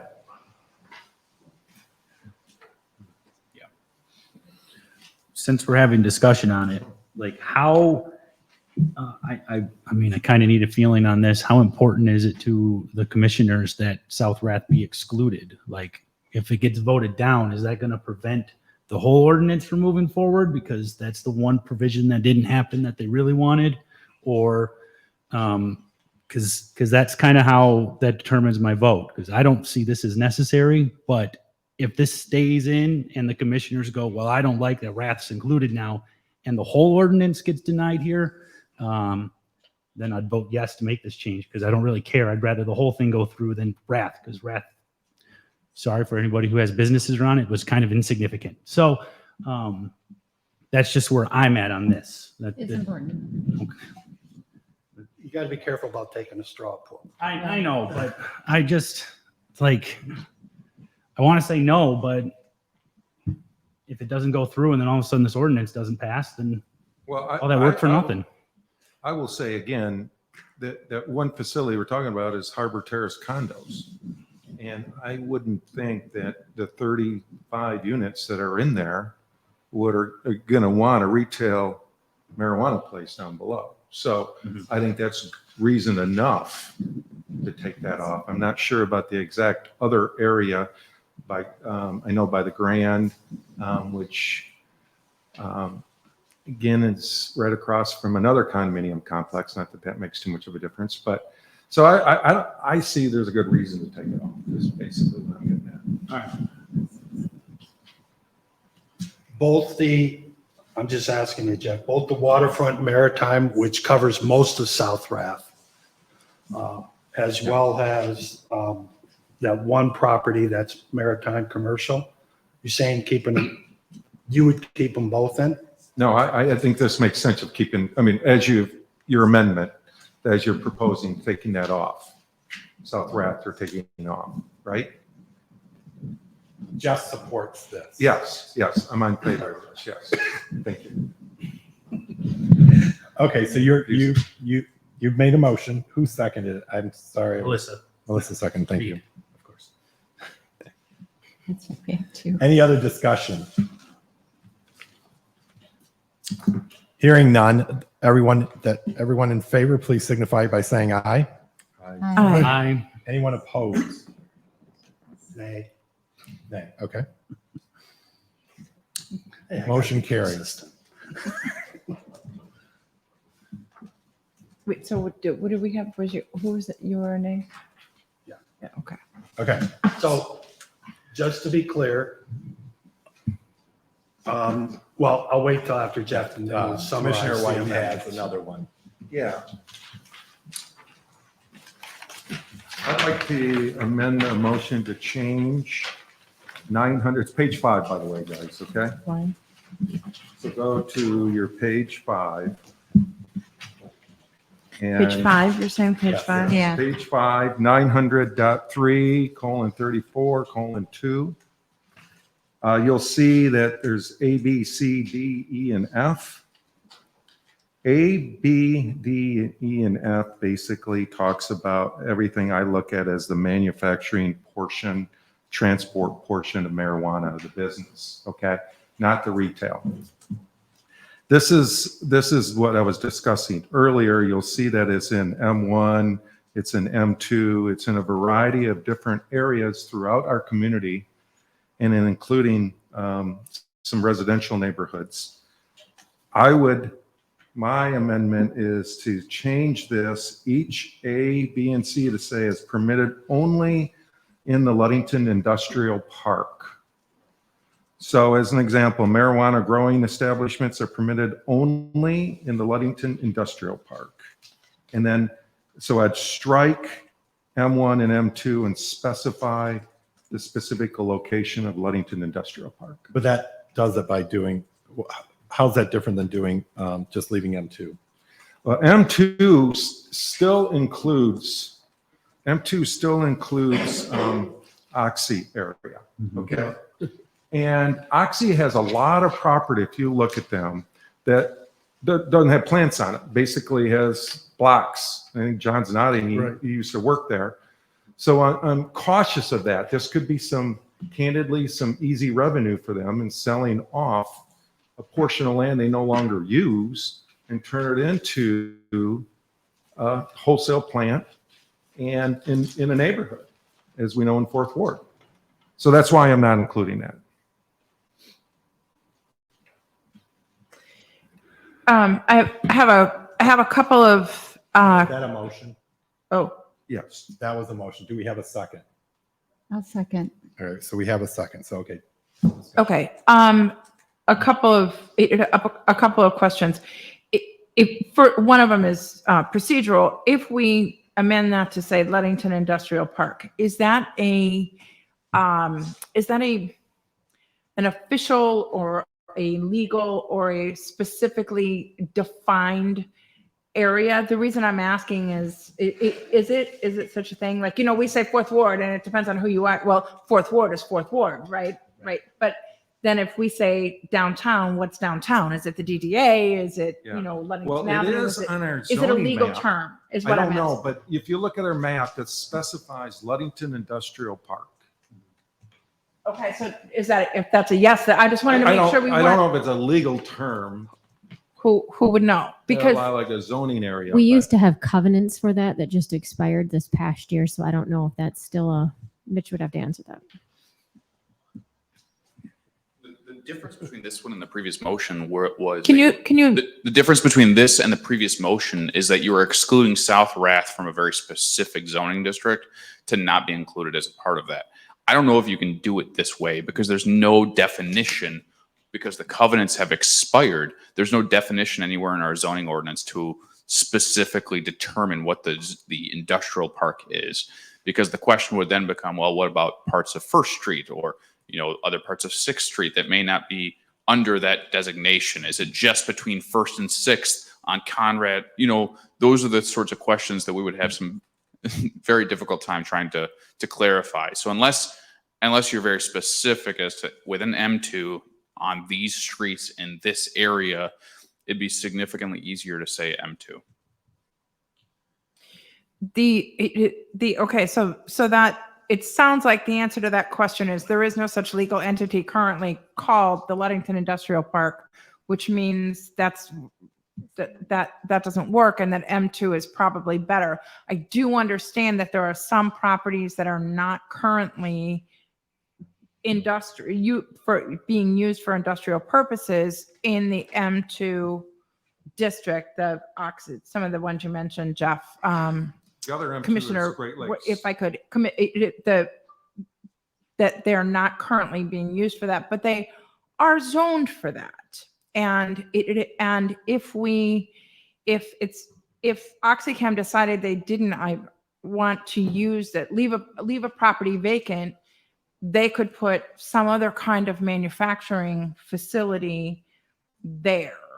And is it So we don't want them to grow marijuana there, but it's okay if they extrude, plastics for or something, right? So that's why we have those districts, I think. I agree with you about the M1. I think that's, but M2, I mean, that's why we have those zoning districts. The other area too that we have in M2 is where Great Lakes Casting is. Just those, I believe, are the three areas as I try to clarify my maps. That are If I remember M2s. correctly, Pardon? you got licensed daycare centers. Yeah, I don't think we'll have an issue The high there, school's right? there. And the school's pretty darn close. It School's depends where it real all is. close. So I'm not as concerned with that. It's not going to happen. So it's there. just it really comes down to the Oxy property. And when I looked at it, it's pretty much their property when I was looking at a grid in that whole area. So could we, city manager, to your point in terms of defining, so if the motion was to only allow in the M2 district east of Sherman Street and Johnson Road, is that specific enough? Could be.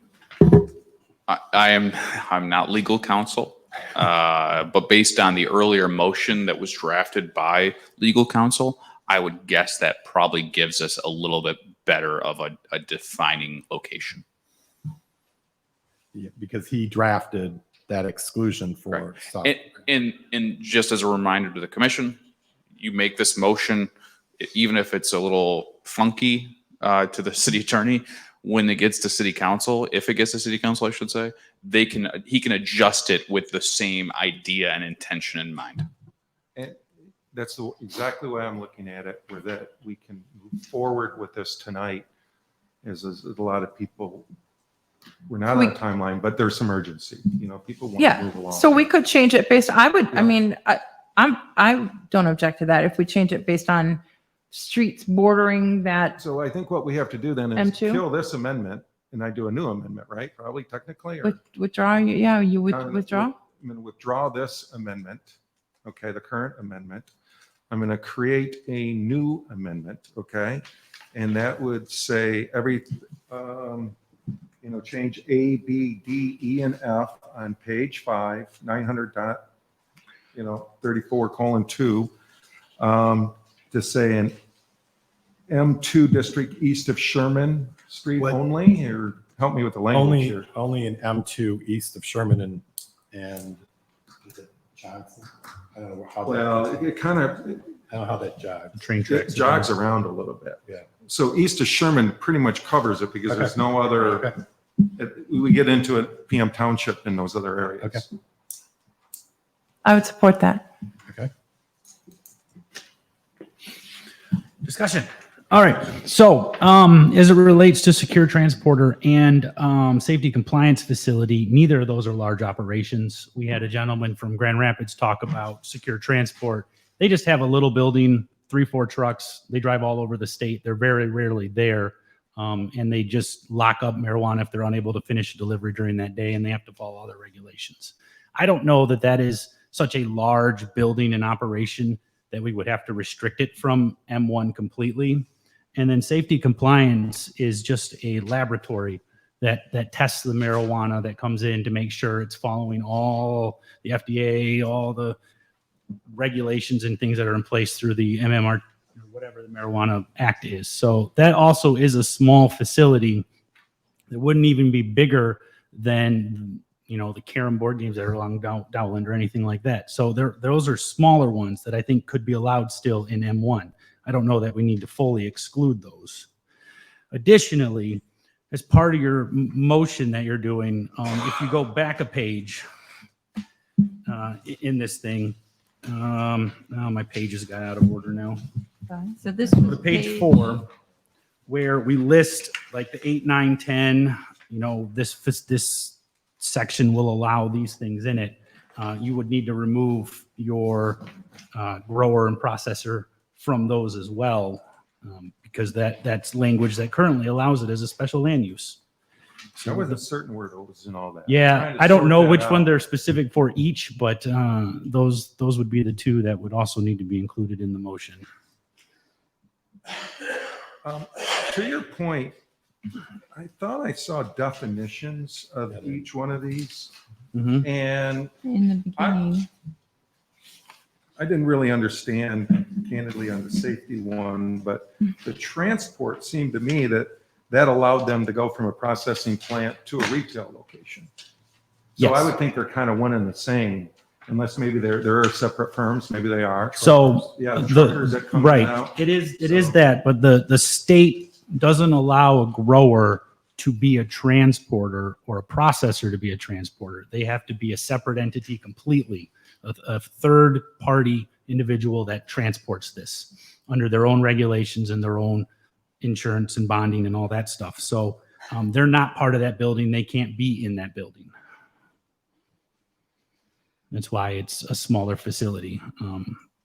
And maybe they get established, well, it's M2, so that doesn't matter. But, they're not big operations. You keep thinking, and I think the thought is that Ludington's going to get a loom processing facility / growing facility like Everett has.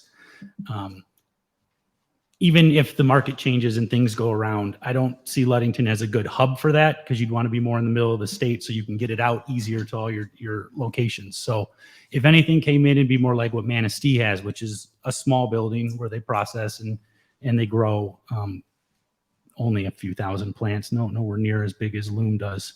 Because that Loom is daunting, seeing the rows and rows and rows and rows of plants in there. As good as it smelled.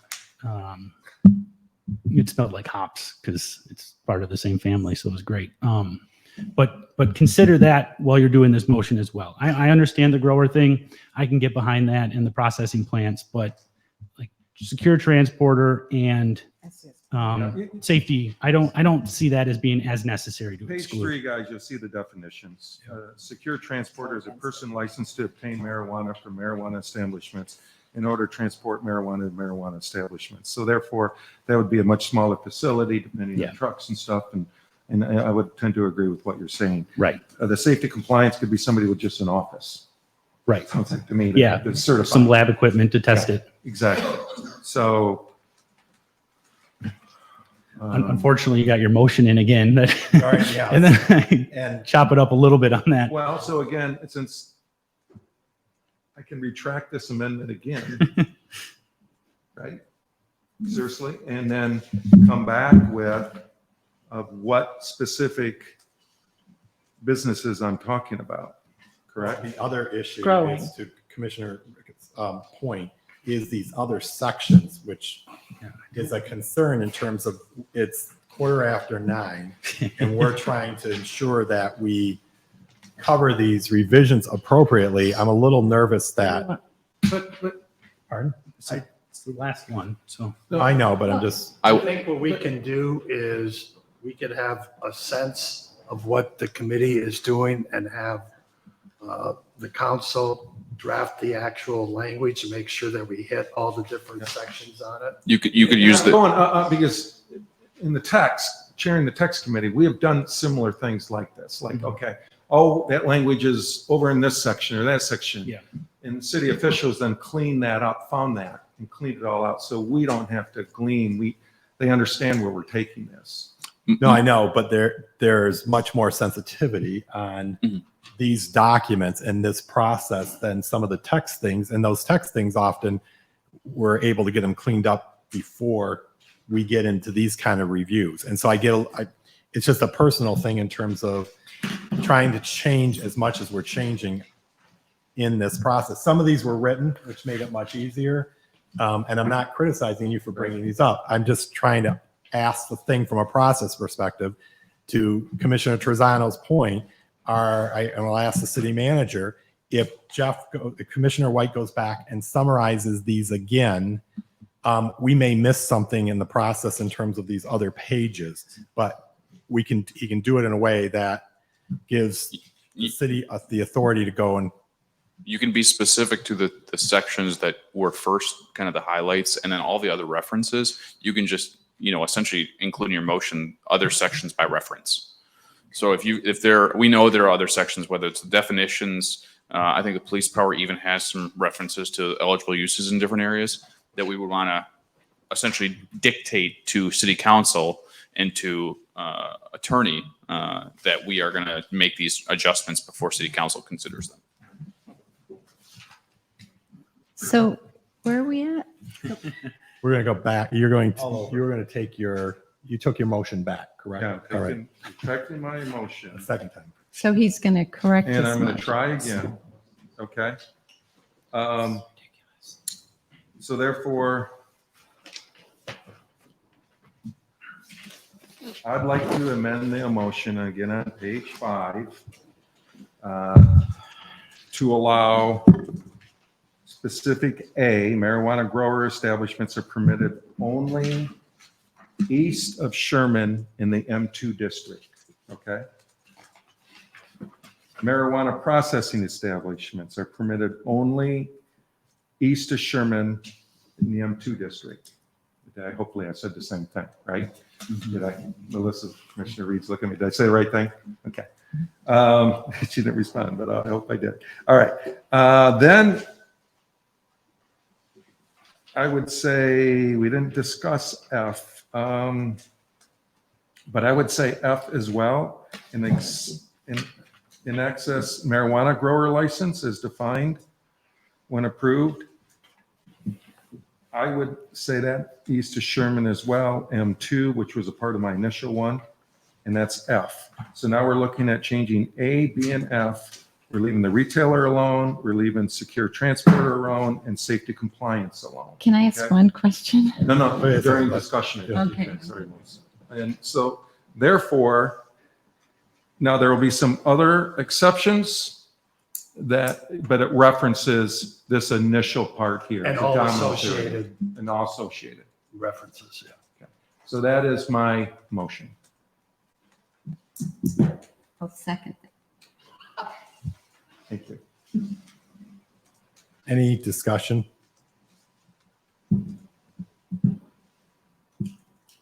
Did we captured everything you wanted to address at the start? I'm sorry, Patrick, what are you saying? I want to make sure that we captured everything that Commissioner White wanted addressed at the beginning, because we Presumably, discussed a you made lot, the so that was motion. it, right? I modified it per some other conversations. Okay. And I'm comfortable with it. Okay. Any other discussion? Not in this. Okay. So there Okay, is a one more thing motion that I want to bring up. from Commissioner White, seconded by Commissioner Boggs, in terms of amending A, B, and F to state only east of Sherman in the M2 district. That's correct. All those in favor? Aye. Aye. Any opposed? Opposed? Opposed. All right, do we need a roll call? Would you? I think you should. Yes, do a roll call. Adam Johnson, Yes. Jeff White, Yes. Melissa Reed, Yes. John Kreinbrink, Yes. Melissa Boggs, Yes. Corey Rickett, No. John Truzano, No. and Patrick Revere. Yes. Motion carries. So, I have one more question. I can't? What's your motion? Not on that. That's over, right? yeah, that's over. Yeah. Yeah. So now we have before us, Yeah. the zoning ordinance has amended. And there were 4 amendments to the zoning ordinance. One was changing the language from mechanical engineer to qualified engineer. One was adding retail operations in the M1, M2 area. One was excluding marijuana retail establishments along South Pratt Street. And then the 4th amendment was allowing grow operations, processing operations, and excess marijuana grow operations in the M2 district east of where? Sherman. Sherman. Good job. So I'll Okay. make that Good motion. wrap. Yeah. All right, any further Need discussion? a second. We need a second, okay. Second. But is this for all of This is them? for the whole thing? This is for the, yeah. Do them individually and then we do them all? Well, there was a motion originally, and now we went through. John was he was summarizing. The 4 amendments. Now we got to vote on the whole zoning ordinance. Is that what we're doing now? With, Yeah. with those. With those 4 It was a amendments. those 4 Motion and a amendments. second. Can I ask one question before we do that? Yeah, because now it's open for discussion. All right. I'm tired. I have one thing left in here that when you have, because you brought this up, transport is just its own thing, right? And storage. Can that be anywhere? No. No, our ordinance restricts it to only M1 and M2. M1 and M2. We limit it to just those. But how can transport be restricted? It's the The building business for it. itself. It's equivalent of You Ludington. can drive on Beverage. other streets, The but the garage- business, the So garage. if you had like a storage facility that just sat there and transported it around, does that have any restrictions? It's not making it, growing it, selling it. Right. It's still licensed under the state and they still have to go through all their rules and regulations. And it was discussed, very rarely do they actually store it on site, but sometimes they're unable to complete a delivery across the state. And so they do store it overnight until they can finish the delivery the next day. But that's also regulated by the act, the state's act. So we just wanted to limit that to where, transport businesses are allowed, which is in M1 and M2. A secure transport business, like a trucking business like we have. And that's all it is. But that could be anywhere. I mean, why would that It have could be an M1 and restrictions? M2. No, what we're saying is, we don't want it on South James Street. We're going to say it could either be an M1 or M2. Think of the truck garage, where the trucks park. Yeah, That where the can only trucks- be in- The trucks can drive wherever they want because that's their business, but they yeah. can only be housed. Right. No. So Melissa, to also help, I guess, a little bit more, because it's still under the authority of the Michigan Marijuana Act, there's still the regulations and it can't be within the 500 feet of the school. It can only be in certain Okay, areas. so there's no exceptions to that. Oh, Right. yeah, no. None. Okay. I just was Yep. curious because it's not Right. manufacturing. It's not, and I would think No, that would they you give more can't, grace right. to. They can't plop a Because it spot next to, Lita's and Ludington Beverage. It's There's no it's not exception. qualified as a spot there. Okay. Okay. So we again have the overall zoning ordinance, having had a motion and seconded, along with all the amendments, which were individually and collectively motioned and seconded and voted on. And so hearing no more discussion, I move to ask Karen to take a roll call vote on the motion to approve the marijuana zoning ordinance as amended through the 4 amendments that were so duly noted. John Trezano, Yes, aye. Corey Rickett, Yes. Melissa Boggs, Yes. John Kreinbrink, No. Melissa Reed, Yes. Jeff White, Yes. Adam Johnson, Yes. Patrick O'Hare. Yes. Motion carries. So, new business. No new business. Anybody have any new business? Any commissioners' comments? Nope.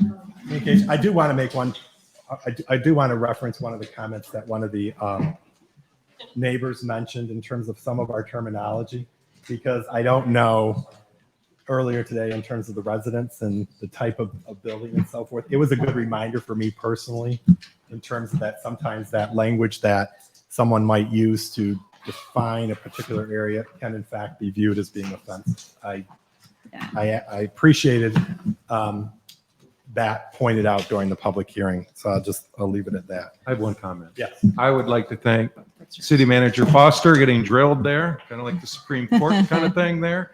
And I'd like to thank the ad hoc committee for all your work. Absolutely. And I was duly impressed with the balanced group that we had in that ad hoc committee. And it was great to see everybody work together to where we are tonight. So thank you. I think we've done the best we can for the city. I'm happy with all of it. Next agenda item was staff reports. We're good. We're good. Karen, you got a long report. No. Okay, is there a motion to adjourn? So moved. So moved. All in favor? Aye. Aye. Anybody opposed? Here, 3 more hours. Get it.